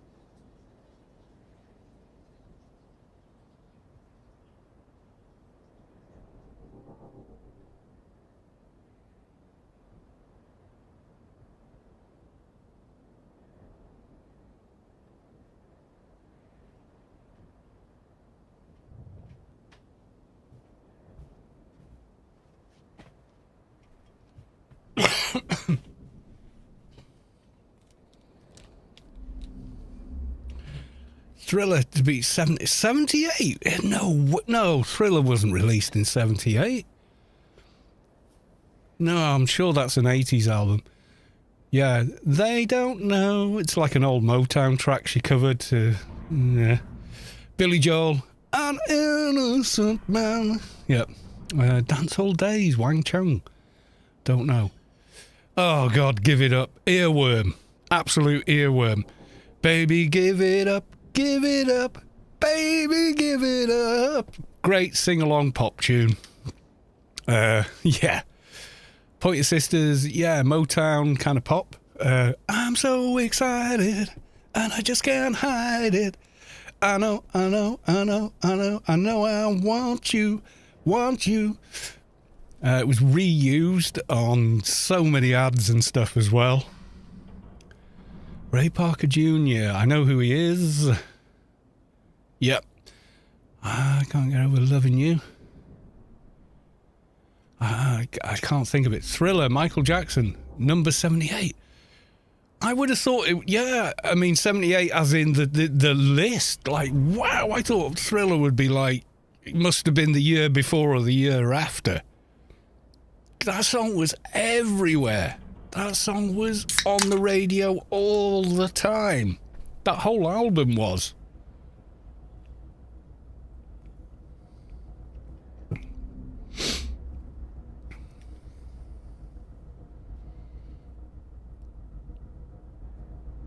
Yeah, me and you, Zach. Yeah, me and you, man. And I'm like, Thriller is number 78? What? That's crazy, yeah. Holiday. Madonna. Yeah, Madonna. Breaking. There's no... Is it the... There's no stopping us now? I think it is, yeah. It's the R&B. Or... Song from Mermaid Duo, Ollie and Jerry. 24th single soundtrack, Breaking. Yeah, this was breakdancing then, so it's not the song I'm thinking of. Nobody Told Me by Lennon. Oh, Sanity B-side. No, I didn't like Lennon's later stuff, I'm going to be honest. Think of Laura. Maybe it did well in the States, less in the UK, and we didn't really get it over here. Wrapped Around Your Finger, The Police. I think I know every Police song ever, but I don't recognise that one, and that's bugging me because I'm quite a big fan of Sting. He's a good composer. I mean, the guy's a monumental talent. Around Your Finger. I knew I was underwater. I knew you sound like a shit advert. Come on. Yes, I do. I recognise it. I only needed that 1 second bit. Yeah. Not their greatest hit, but it was pretty good. Pink Houses, John... I only know Jack and Diane from John Cougar. That never really travelled. I'm not saying it's a bad song in any way, shape or form. I'm absolutely not. I'm saying some things, you know... make it across the Atlantic and some things don't. Pink Houses doesn't ring a bell. Round and Round by Rat. I don't recognise that, and I'm kind of a rock fan. Head Over Heels by the Go-Go's. The Go-Go's actually had one particular singer right there. You recognise her? Who went on to have her own career in her own right. Do you know who that is?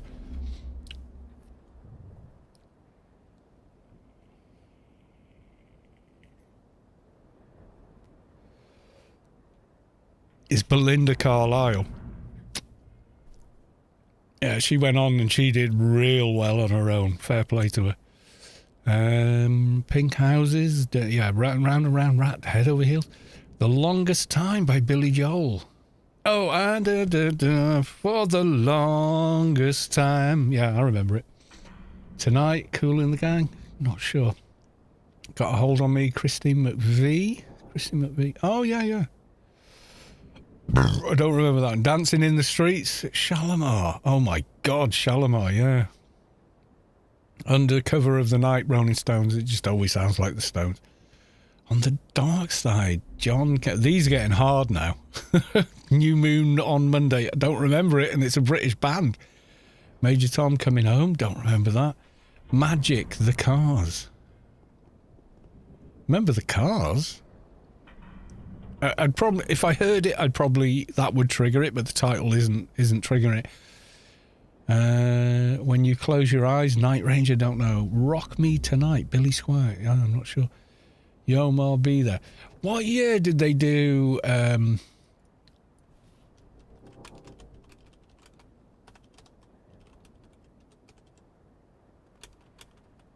know I spent Centre wrong.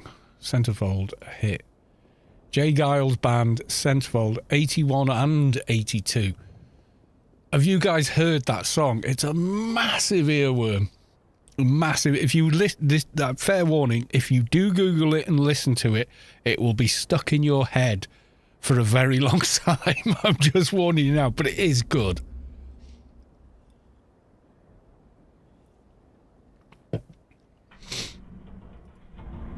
Yeah, that's interesting, man. I mean, the upper 50, I'm very familiar. The lower 50, less so. And by the lower 25, I'm really struggling. And I think it's to do with, you know, not everything gets across the, you know, from one country to another. Yeah, I don't get the top list because of Thriller not being higher. That just doesn't sound right to me. Thriller was a massive album for Michael Jackson.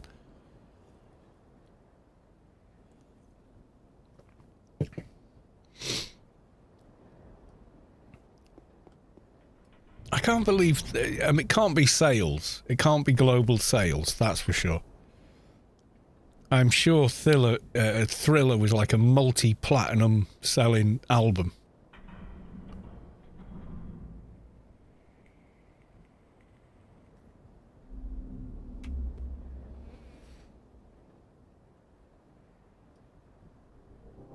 I'm sure it was.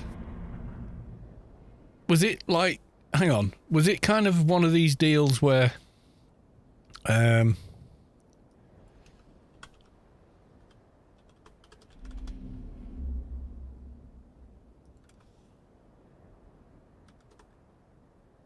yeah, Thriller, Michael... No, just... Yeah, when did it release? 82. Right, this makes more sense, right? Find the billboard for 82. See where it is when it released, not 2 years later. So let's say it releases in 82, and 2 years later it is still in the top 100. That makes more sense. Yeah, because I was like, wait, what? How do I? Can I change it? If I do that, let's have a look now. Let's go to 82. 82. Physical, Olivia Newton-John. Remember that? Eye of the Tiger. Come on, Rocky. Was it Rocky 2? I think it was Rocky 2, that was. I love rock and roll. Put another dime in the jukebox, baby. That's a cover song, but it's great. Paul and Stevie. Ebony and Ivory. Centerfold, the song I was talking about. The Human League. Yeah, there was a band from Sheffield in Britain. Don't you want me, baby? Don't you want me? Oh. It's from an album called Dare, and the whole album's good. John Cougar, Jack and Diane.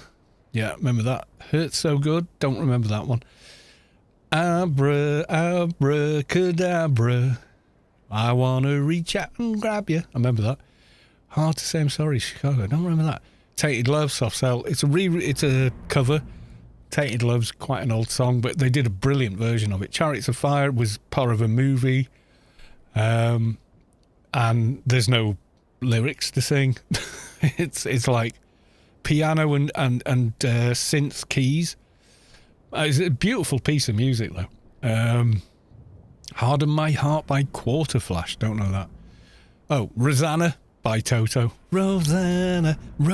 God, we had to do that at Musicians Institute. You had to cover that song. I did never want to hear it again. Because it's really... the drummer would always fuck it up. And if the drummer didn't, the bass player did. It's really hard to get coming in on time, right, for them for some bloody reason. I Can't Go For That. I remember that one, yeah. 86867 Jenny. Don't remember that one. Key Largo? No, doesn't ring a bell. Should see how she talks about you by Melissa Manchester. I don't know. Foreigner. Waiting for a girl like you. Remember that. Don't Talk to Straight. No, I don't know. The Sweetest Thing, Juice Newton.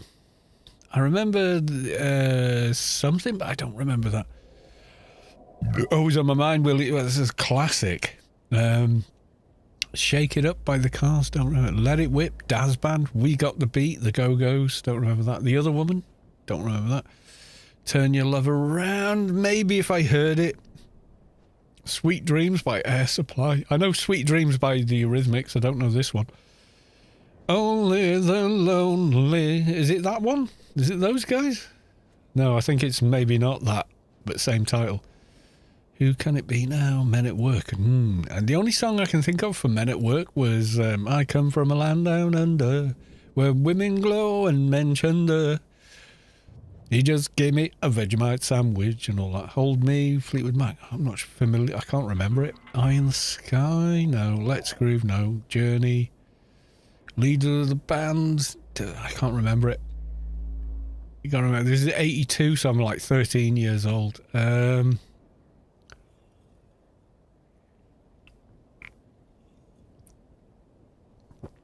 Pac-Man Fever. I remember Pac-Man. I don't remember a song about it. Private Eyes, no. Trouble, no. Young Turks, Rothschild, I don't remember that. Freeze Frame. Jay Giles Band, don't remember it. Keep the Fire Burning, Rio. I know who Rio Speedwagon are, but I don't remember that song. You Believe in Love, Huey Lewis and the News. And Huey Lewis and the News are the soundtrack to Back to the Future, and they're so cool as well.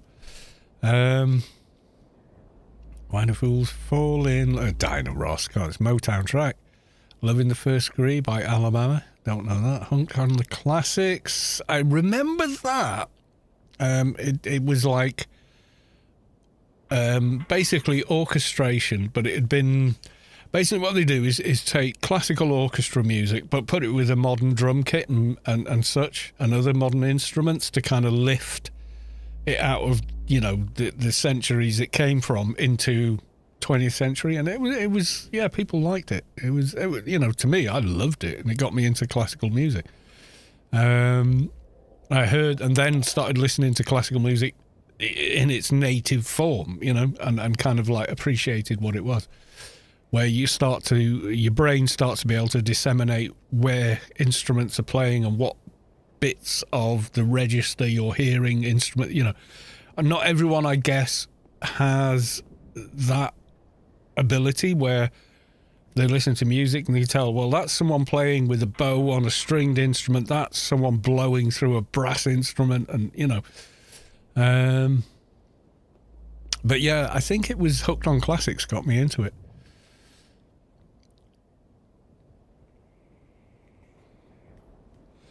Blue Eyes by Elton John, don't remember it. Or Lips Are Sealed, don't remember it.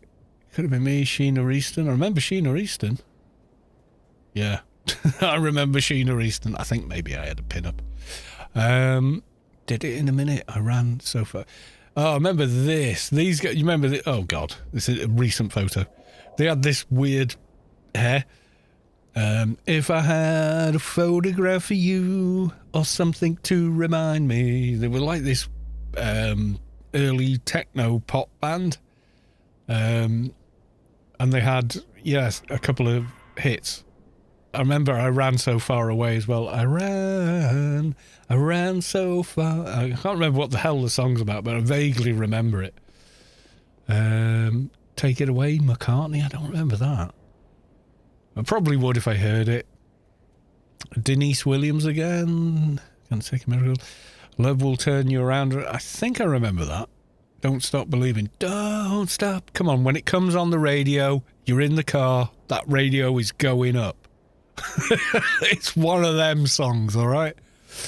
Don't stop believing. Da, da, da. No, I can't reach. Coming In and Out of Your Life, Barbara Streisand. A wonderful singer. I can't remember the character. Gloria. Laura Branigan. Yes, she had some good songs, man. Yeah. 36 Weeks. In the Hot 100, yeah. I remember that. For Gloria. It was very similar to how ABBA did stuff. SteamDB doesn't know shit. No one plays AO through Steam.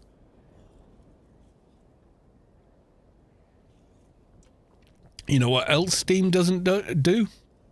You have to put a special code into the start key for the game on Steam for it to register you're actually playing it.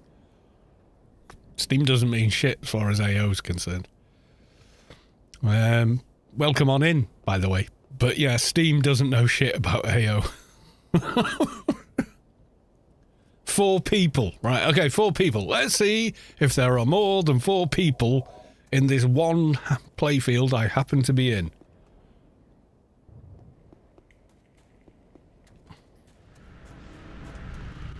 Yes, there are. Anyway, let's carry on. Police, every little thing she does. Yeah, remember that? Here I am, S. Well, I don't remember that. You're nowhere near it. No. Get down on it. Get down on it. Funk. Any day now. Doesn't ring a bell. Make a move on me. Doesn't ring a bell. Take my heart. You can have it. Cool in the gang. Maybe if I heard it. .gs guys, Scott is in the house. Going down memory lane here, Scott, looking at old top 100 billboards and seeing how many I can remember. 1984, I did pretty well. I got about 75 out of 100. 1982, not doing so well. Kim Wilde, and the kids in America. Yeah, hot in the city, hot in the city tonight. I can't sing. And if you think I'm a shit singer, you are correct. I'm not a singer. Oh, Pretty Woman by Van Halen. They did a version of this? No, Pretty Woman, that was Roy Orbison, wasn't it? Pretty down down down down down down down down down down down down down Pretty Woman. Yeah, I remember that. I'm not sure about the Van Halen version. Should I do it? The Pointer Sisters? Not sure. Hot in the City? Yeah, we did that. Kids in America. No. With the kids in America. Sorry, but Kim Wilde had a really nasal voice. Man on Your Mind. I don't know that one. What's for it? Michael? Don't know. Waiting on a Friend. I know who the Rolling Stones are, but I don't know all their things. Do I Do? Stevie Wonder. If I heard it, maybe I'd recognise it. I don't recognise the title. Working for the Weekend? Don't know. Going Down? Grace and Arthur's theme. Best. If you get caught between the moon and New York City, the best that you can do is fall in love. Yeah, it was like a movie sort of a theme. It sounded a lot like there was an old TV show called Taxi. Google it. It was a great show as well. It was really funny. And it's very similar to that.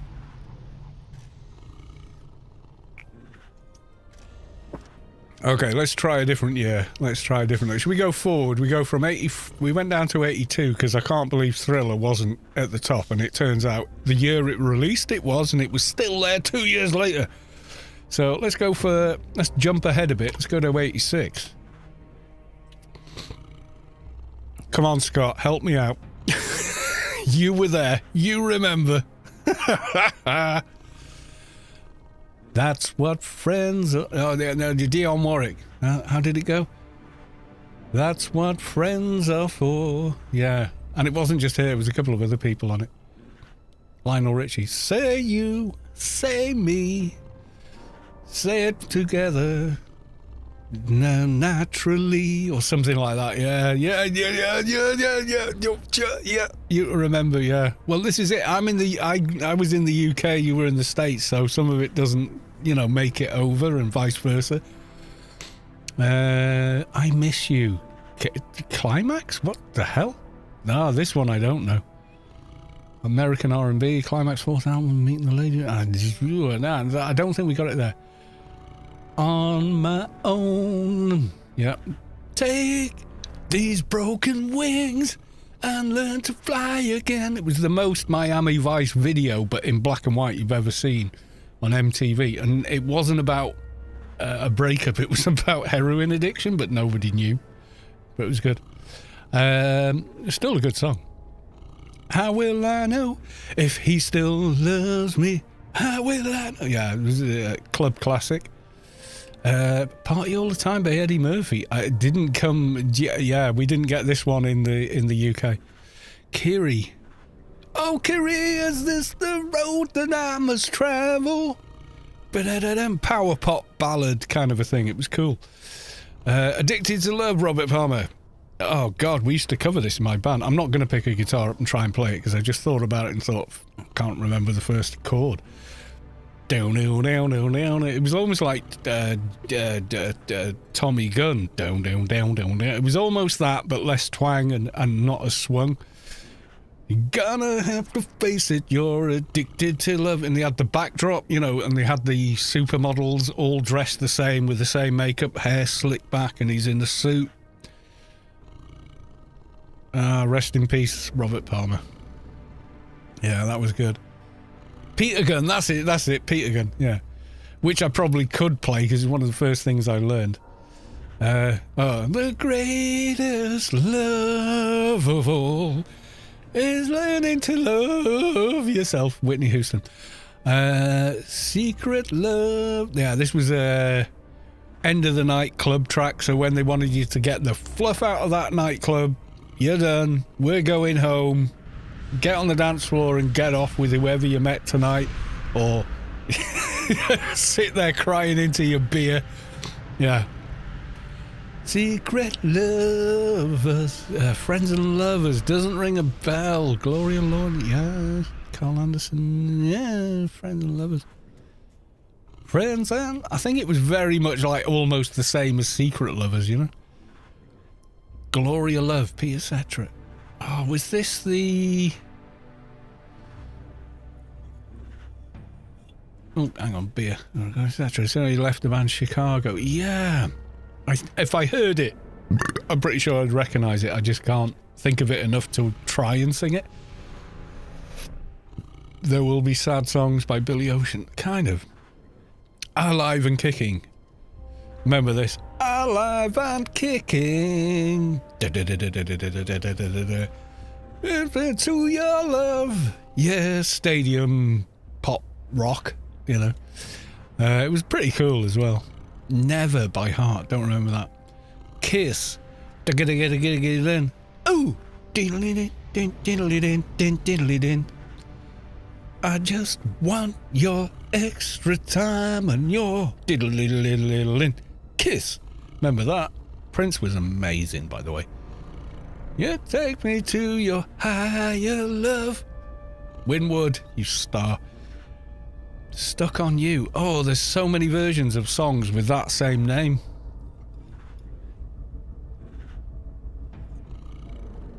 Stuck on You, what? Yeah, this would have been like rock ballad, because that's the whole thing with Huey Lewis and the News, but...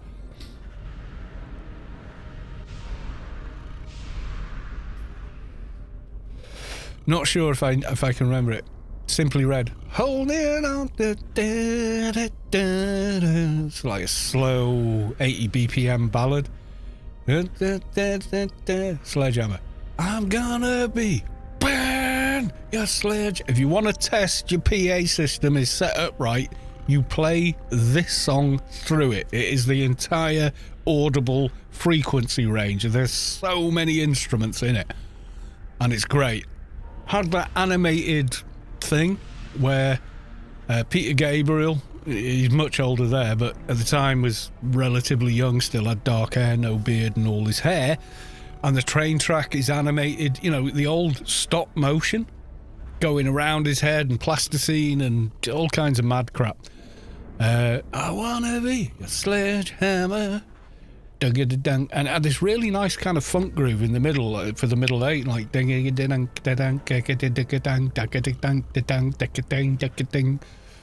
I remember that. Sarah by Starship, don't remember that one. Human by the Human League, I do remember. It was like the slowest song from the Dare album, which was 1984 that came out, so the fact they released that in 86 in the States, that's interesting. I am human. It's a bit of dreary, to be honest. I Can't Wait by New Suit Shoes. Oh, God, I don't remember this. Maybe if I saw it, Berlin. Bam, bam, bam, bam, bam. Power ballad. Bam, bam. Bam, bam. I feel the need for speed. It was the song, the romantic song on Top Gun, the original Top Gun. Take my breath away. Oh, this one was weird but interesting. So they took rap, they took Mozart and kind of rock, really, to do Rock Me Amadeus. Rock Me Amadeus. They did the whole Rock Me Amadeus. Rock Me. Bum, bum, bum, bum, ba-dum, da. You've got to hear it to believe it. You wouldn't think Madonna. Preach, pop song. Brilliant. Bon Jovi, You Give Love a Bad Name. I'm going to embarrass myself right now as I fail to play it. Most people play it wrong. It's actually an F, and it's kind of like...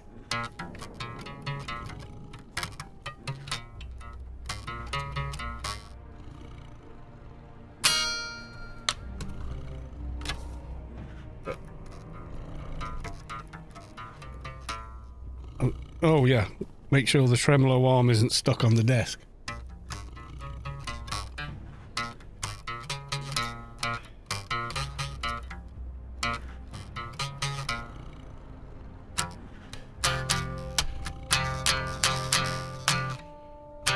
Oh.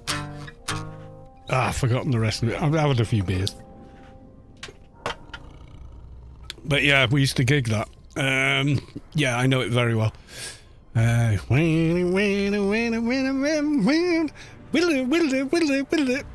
used to do the whole thing. When the going gets tough, the tough get going. Yeah, tremolo arm was like, you know, when it drops backwards, but on an Ibanez gem, the trem is slightly longer. It sticks out further than the body. So it was, because I'm holding it on, it went down here. Didn't quite work. When I think of you, I think I know that one. Yeah, the Control album. Yeah. Wasn't that big into Janet, but anyway. These Dreams did a power ballad. Glass Tiger. Don't forget me when I'm Glass Tiger. Who were they? The problem is the photo it shows you is not from that era. It's like how they look today. Yeah, all fat and bald. We know. That's where we're all at, my friend. Live to Tell. Yeah, another power ballad. I live to tell. I remember that. Mad About You, Belinda Carlisle. After Circles in the Sands, I can't remember anything else she did. Something About You by Level 42. I know Level 42. Something About You. Something About You. Oh, there's something about you. Yeah, the rising fifth kind of chorus line. I remember that. Venus. Oh, yeah. It was... there was a goddess on the... It was a teeny pop kind of a ballad thing. Mountain Rock. Da, da, da, da, da, da, da. Venus. Oh, yeah, baby, she's got it. Yeah, I remember it, yeah. There's a teeny bopper. It was cool. It was fine. Lionel, Dancing on the Sea. You remember, you know, did the Inception thing like 20 years, 30 years before Inception.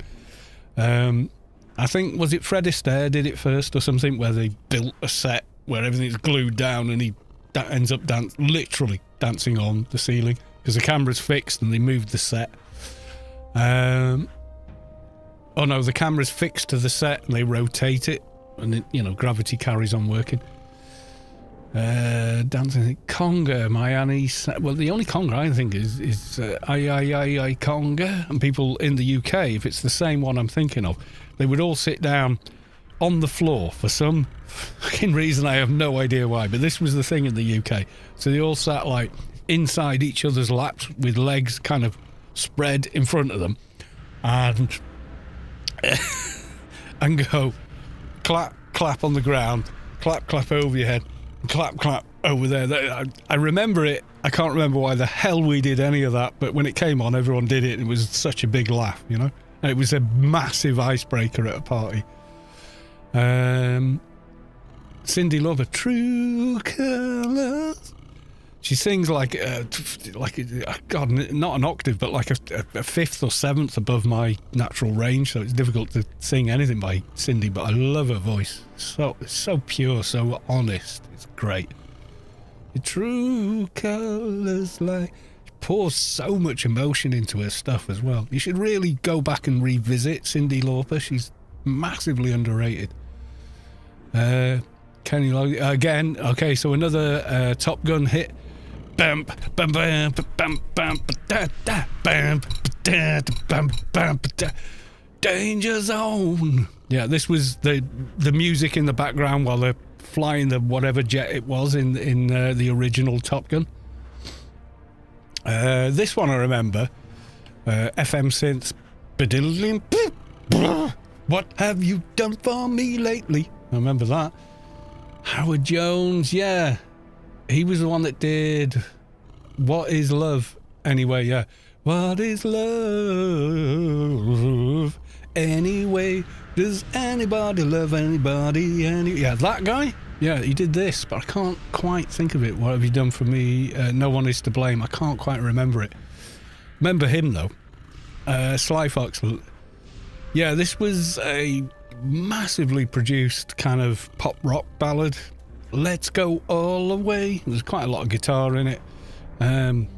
Yeah, down, let's go all the way.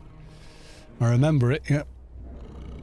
Robert Palmer, yeah, I remember this. I didn't mean, it's another kind of power ballady sort of a thing. I didn't mean to turn you on. It was from the same album as the other one, you know, with oh shit. Simply find her, simply irresistible. She's so fine. Yeah, same album as that. And this was like a slightly softer one from that. Words Get in the Way, can't remember. Manic Monday, Susanna Hoffs. Come on, who didn't have the pin-up of Susanna Hoffs from my age group? Right, so Prince wrote this song, but we were all thinking of Susanna when we watched it. Sorry, even at 60 now, she still looks incredible. God damn, genetics, man. Yeah. Just another manic... If you listen, you can kind of hear that it's Prince that wrote it. There's a colour to how he structures things, and yeah, you can actually hear it. Same with... oh, God, Nothing Compares to You. You can tell it's Prince, and I love... What Sinead O'Connor did with it was more than Prince could probably ever have done with it. But it is his writing. You can kind of hear it. Walk of Life. Yeah, it's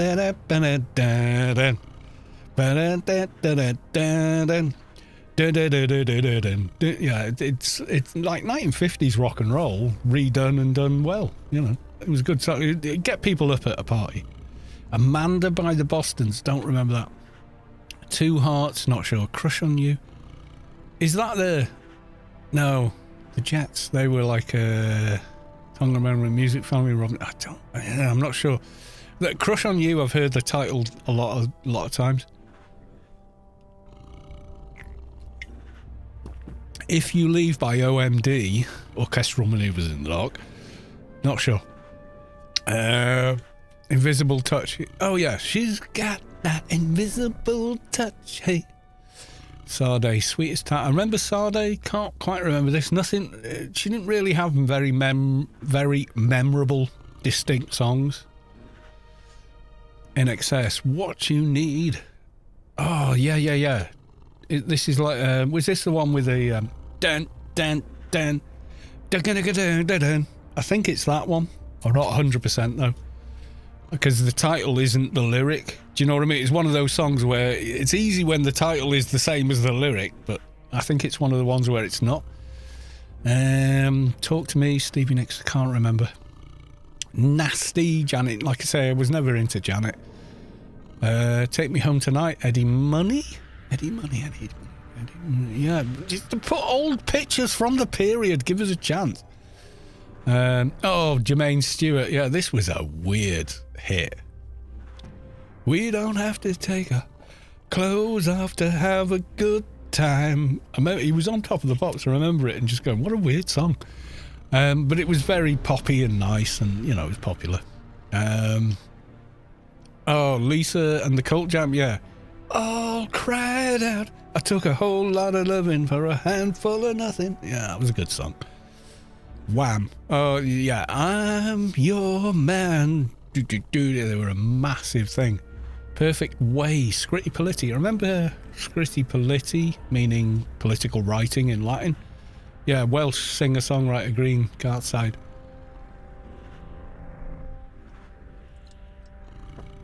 Perfect Way, I can't remember it. Living in America. Oh, come on. Bloody James Brown, man. That was Rocky 3, where he comes out and then does the sing song for Rocky, as Rocky's coming out to fight Dolph Lundgren's character. Living in America. You know. Yeah. Who's Johnny by? Oh, don't know. Word Up. Oh my God, the codpiece thing. The codpieces. Cameo. Yeah, I bet you don't put any images up of that get-up they wore. Oh my God. And baby, tell me what's the word? A word up. Boom. Play the hook now. Fucking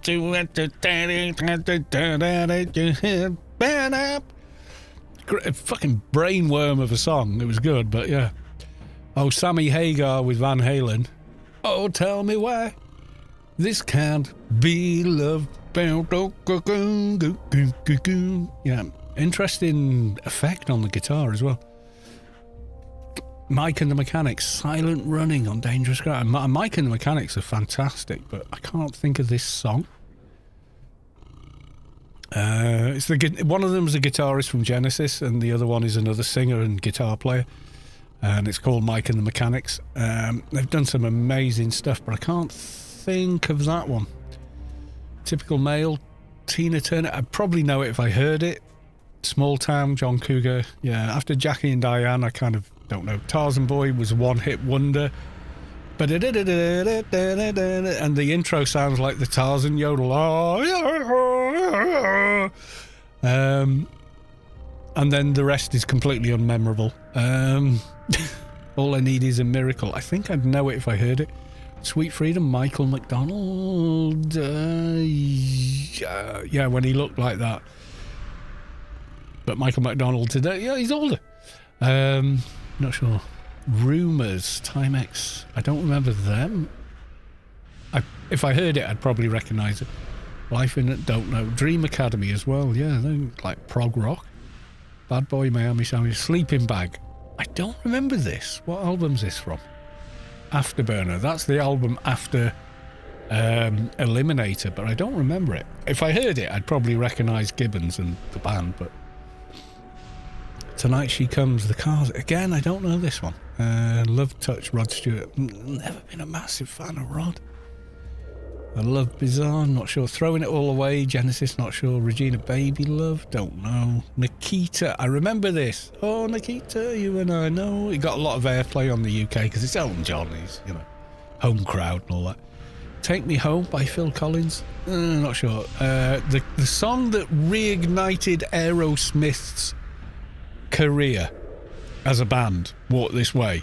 This was an old Aerosmith hit. In fact, am I going to try and play it? I might. Oh, jeez. How did it go?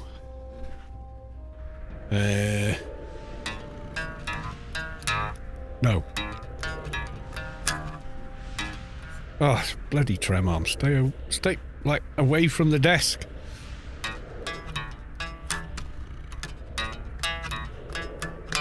No.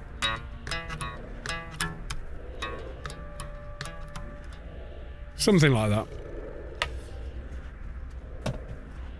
Just told me to walk this way, talk this way, walk this way, walk this way. And Run DMC, no idea where they are now, did like used loads of their samples or whatever. Back then it was like more analog. I don't think they were sampling. They might have been. So they used this old Aerosmith track from like the 70s, I think, for Walk This Way, and it kind of relaunched Aerosmith and it made Aerosmith famous again. It was kind of nuts the way it happened, but they used their, the Aerosmith song. Everyone loved it and went, and then the next thing they released didn't have that groove that Aerosmith have. They're incredibly good band that groove together incredibly well, and it just didn't land. And people were like, well, who was the other guys? Aerosmith, who are these? Boom. And then you got the Pump album and whatnot, and they went massive again. It was kind of like the rebirth of Aerosmith, and well deserved. Sweet Love, Anita Baker. I don't remember it. Wildest Dream, Moody Blues. I don't know. Spies Like Us. Yeah, that was for. They used it in a movie, didn't they? Yeah, there you go.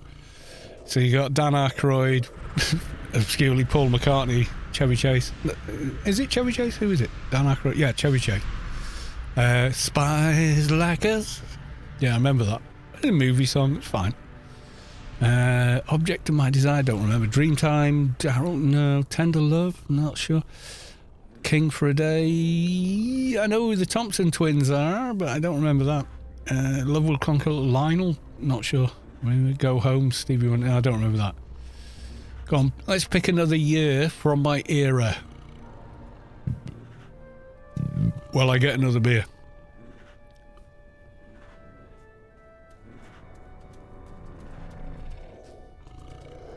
My camera just does not have enough width to show you what's going on there. It's the most simple guitar riff in the world, technically, but to actually play it is completely different. Let's get the camera up. I'll show you, Scott. We go here. All right, all right at the first position. Oh God. I'm going to break something trying to show you. I'm not plugging it in. We're not doing that. Okay. Yeah. Just knocking over crap everywhere. Right, so. 3-string riff. So you need your A string, your E string, and your D string. So it's... My fingers are so big it gets in the way of showing anybody anything.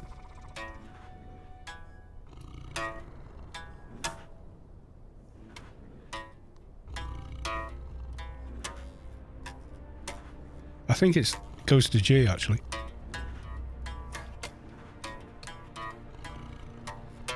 Yeah, it does. Yeah. So it's that. So you go open A, first fret, second fret, D on the second fret, and then open E, and then back to the other E on the D string on the second fret, and then the last one is you go to the G on the E string, and then back to the high E there. So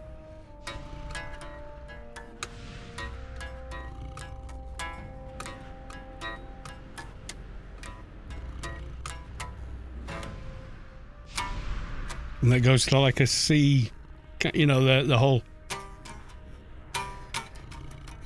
It's almost like status quo from there. It's like.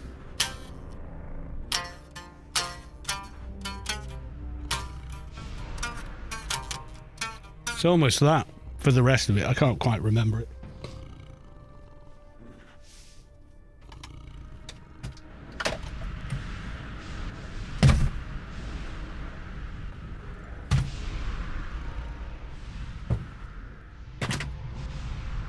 Well done, Carlos. You just pulled the work laptop over. 1 second. Make sure I'm not owing my work lots of money. This is coming out of your paycheck, sir.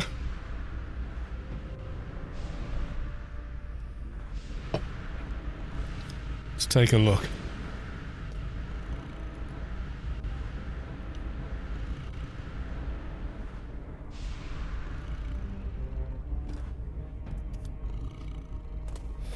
Looks okay.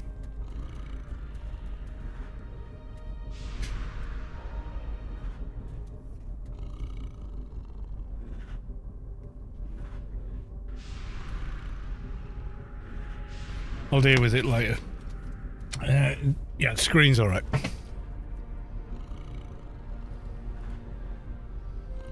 Okay, so we've done all those. What about...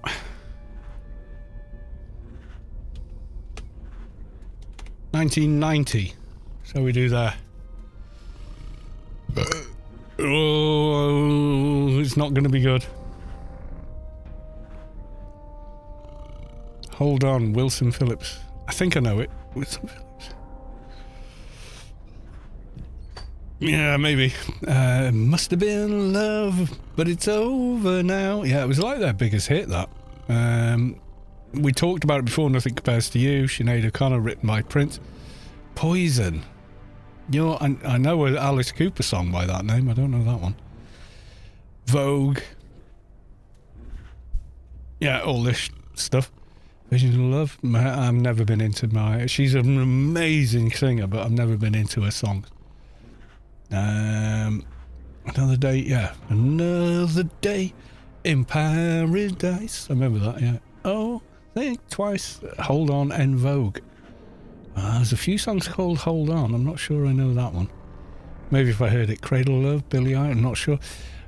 Blaze of Glory. This was their kind of Western album they did for the movie. Young Guns. I'm sure it's part of that. It's a good album as well. It's really good.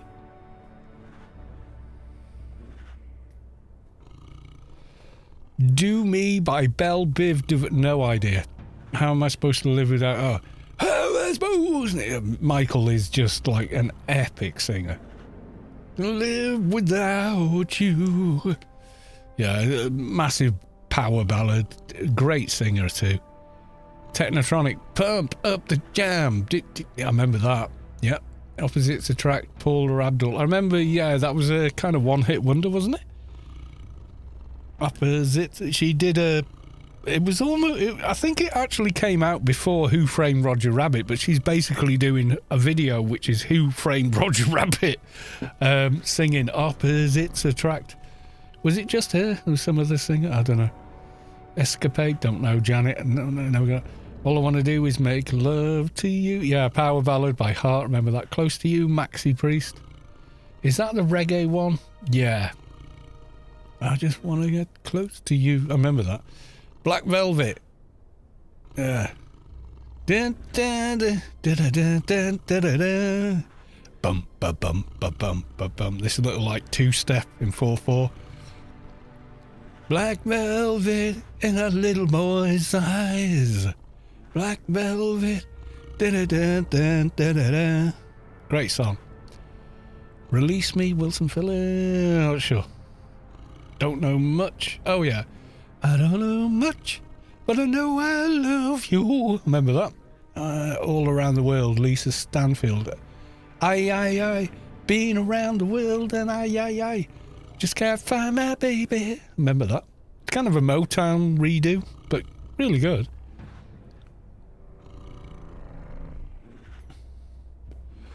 I Want to Be Rich by Calloway. Don't really recall that one.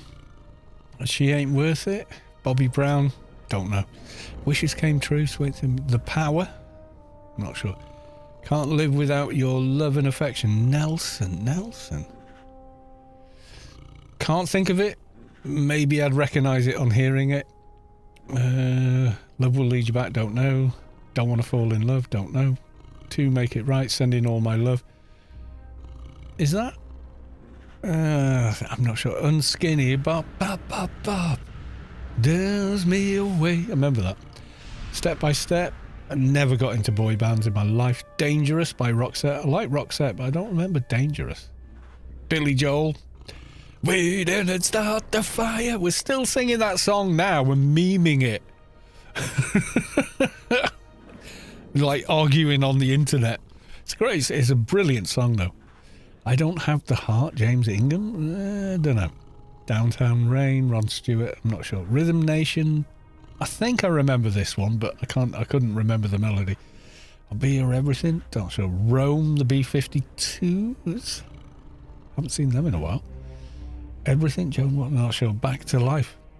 Back to life, back to reality.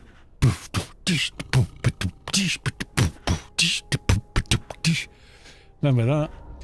Here and Now, Luther Vandross, sort of reckon, or don't, Ice Ice Baby. Oh, Jesus. Let's take a Queen bass track, dun dun dun dun dun dun, dun Under Pressure, and ruin it.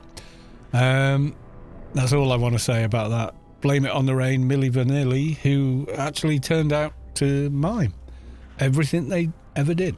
It was all done by studio session singers.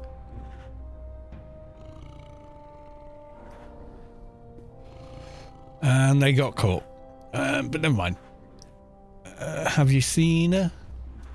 Not sure. I've heard a song titled that, but I don't think it's the one I'm thinking of. Every Beat of My Heart, not sure. Come Back to Me, don't know. More Lines, not sure. Praying for Time. These are ones, it's like, if I heard it, I'd probably would remember it, but I don't get it from the artist and the title. Ready or Not. Ready or Not, Here I Come. I remember a song like that, but I couldn't tell you if it was these guys or whatever. MC Hammer. Cut touches. Boom, down, down, down. Burden, burden, cut touches. Yeah, earworm. I wish it would rain down, Phil Collins. I can't think of it right now, but I'm sure I'll remember it. Between You and Me, don't know. Something Happened on the Way to Heaven. Yeah, typical power ballad by Collins. Black Cat, I kind of remember because it's the rockiest track on the whole album. Janie's Got a Gun is from the Pump album, which I have. Yeah, there you go. Pump, 1989. Jamie's Got a Gun. It starts off with like, I don't know what you call them, a gob iron. I've heard them called a Jew's heart, which I'm worried is defamatory. But basically it's like a solid, like horseshoe-shaped piece of metal with a twangy bit of metal in the middle that you can hit with one finger and you wow, wow, wow, wow, wow with it.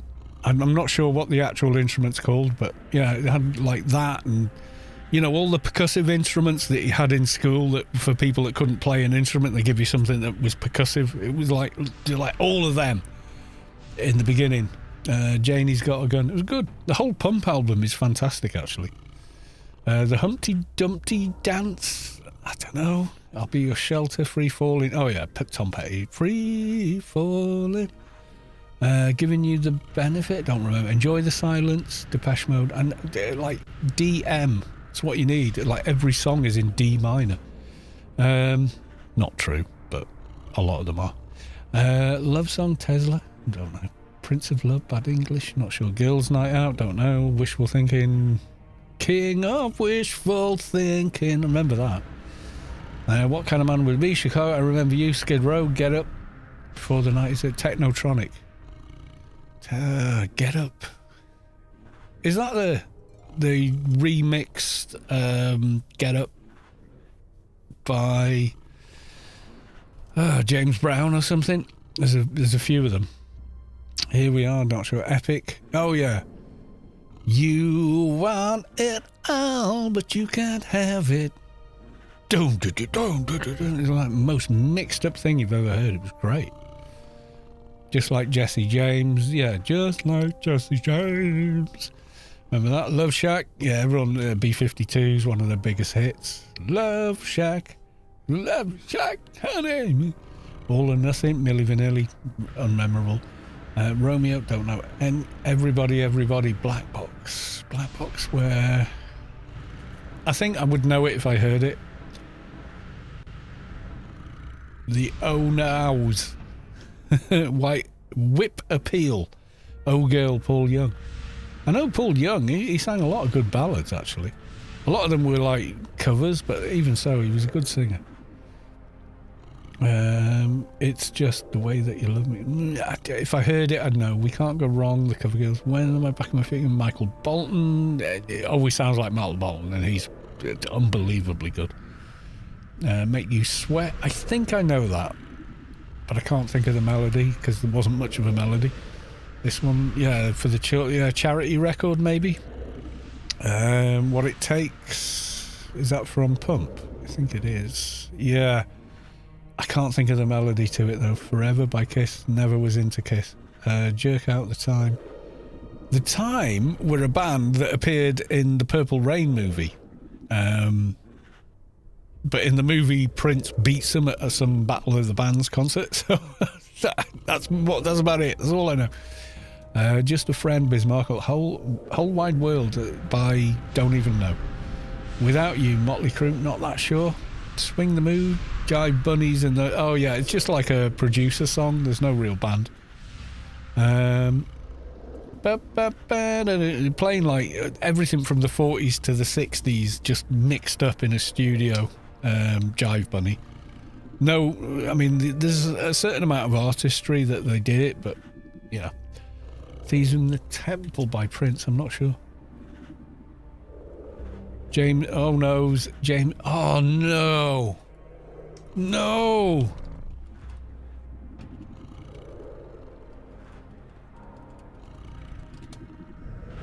Oh no.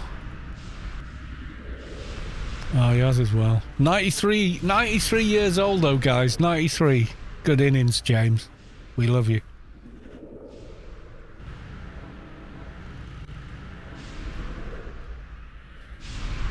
God damn. Another hero lost. I'm gutted, man. I'm gutted.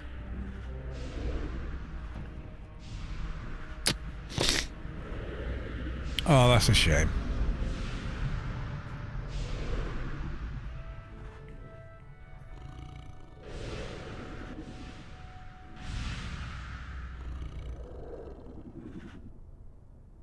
No, that's a shame. That's a shame. Massive talent.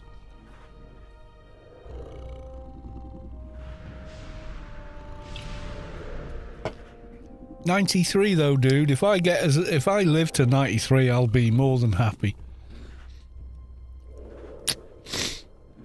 Oh, I think that deserves a drink, so I'm gonna go get one.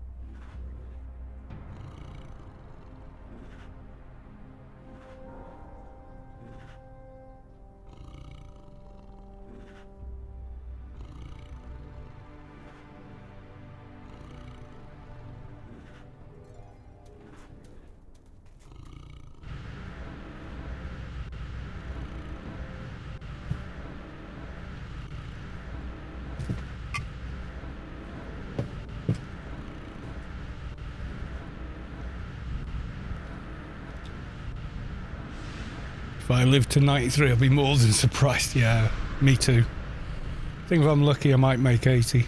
Rest in peace. And yeah, we all know, yeah, he was the voice of Darth Vader, but he did so much other stuff as well. He did so much more. He was the father in Coming to America. He was in, obviously, The Lion King. He had just this amazing voice. Yeah. Damn, that's a shame. But, you know, none of us live forever. his last thing he did was voicing Darth Vader in the Kenobi TV series. Yeah, Coming to America 2 he did. Rise of Sky, well, I don't know, I never saw it, but Lion King again. So he did the original and this live action warning shot. Rogue One, he was Darth Vader again. Rebels, always Darth Vader. I'm not sure of this one. Agent X, don't know. The Angriest Men in Brooklyn, Big Bang Theory. Yeah, I think he does show up in that. Takes Sheldon out. Sheldon's completely freaked out by him. Lion King read along. Oh my god. Season of Quantum Quest. Jack and the Beanstalk. House. Was he in House? I don't remember him in House, but maybe he was. 2.5 Men. Click. Scary Movie. Elwood. Yeah, James reads the Bible. Yeah. I'd listen to that. The QT, Sandra and Pete.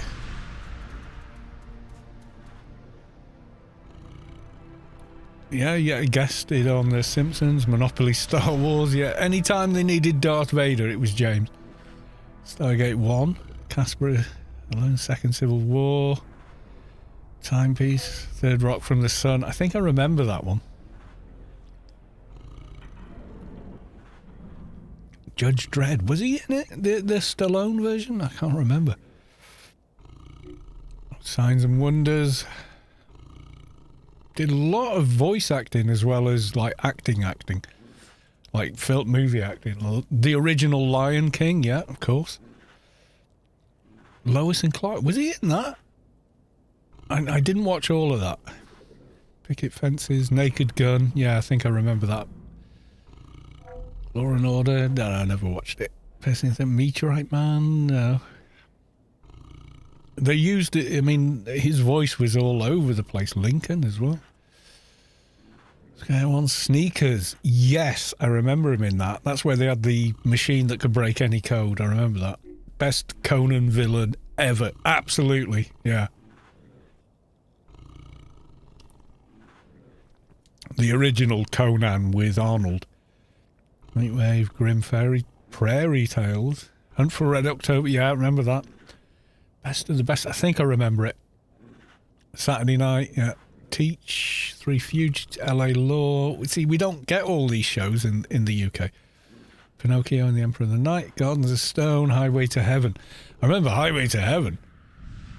Alan Quatermain and the Lost City of Gold. Yeah, I remember him in that. Soul Man, yeah, I remember him. He's the father of the girl the guy's into, but he's not actually black. He's just taken a ton of Menelin tablets or some shit. It was weird. Weird movie. Well, it's like a great story of the Bible. Yeah, probably playing God in it, you know, because James Earl Jones. Yeah, Return of the Jedi. Blood Tide. Conan the Bard. Salusa Doom. Yeah, I remember it. But his earlier stuff as well was revolutionary, really. Paris. Roots, The Next Generations. I remember the original Roots on TV.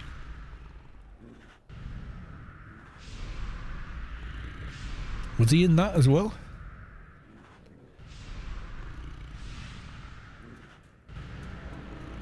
I'm guessing maybe not. I don't know. I remember Roots though. I did not know Geordie LaForge was in Roots, and yet I watched that as a young kid. The blonde Tarzan, I remember that. Dr. Strangelove, how I learned to stop worrying and love the bomb. Yeah, I remember that movie. God, that's a bizarre movie.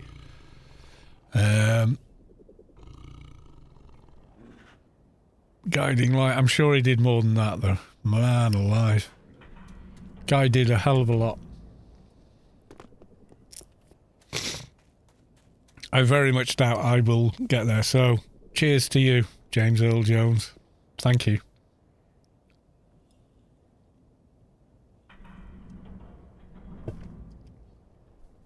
Yeah, there'd be a million and one clips of moments with him. But, yeah, we're going to leave it here. We did the Great Discovery and Uplink hasn't come back. so I don't know now what we're going to do. Unless they've replied. No. And I'm assuming it's the same one, but okay. Turned out there was more than one uplink, so I don't know.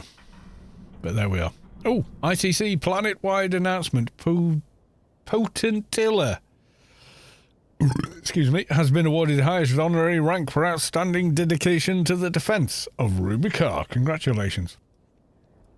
Yeah, he had a massive screen presence.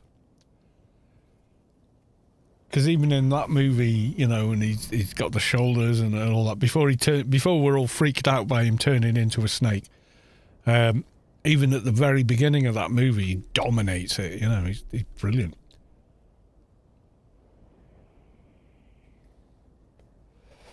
But yes, we're going to leave it here, everybody.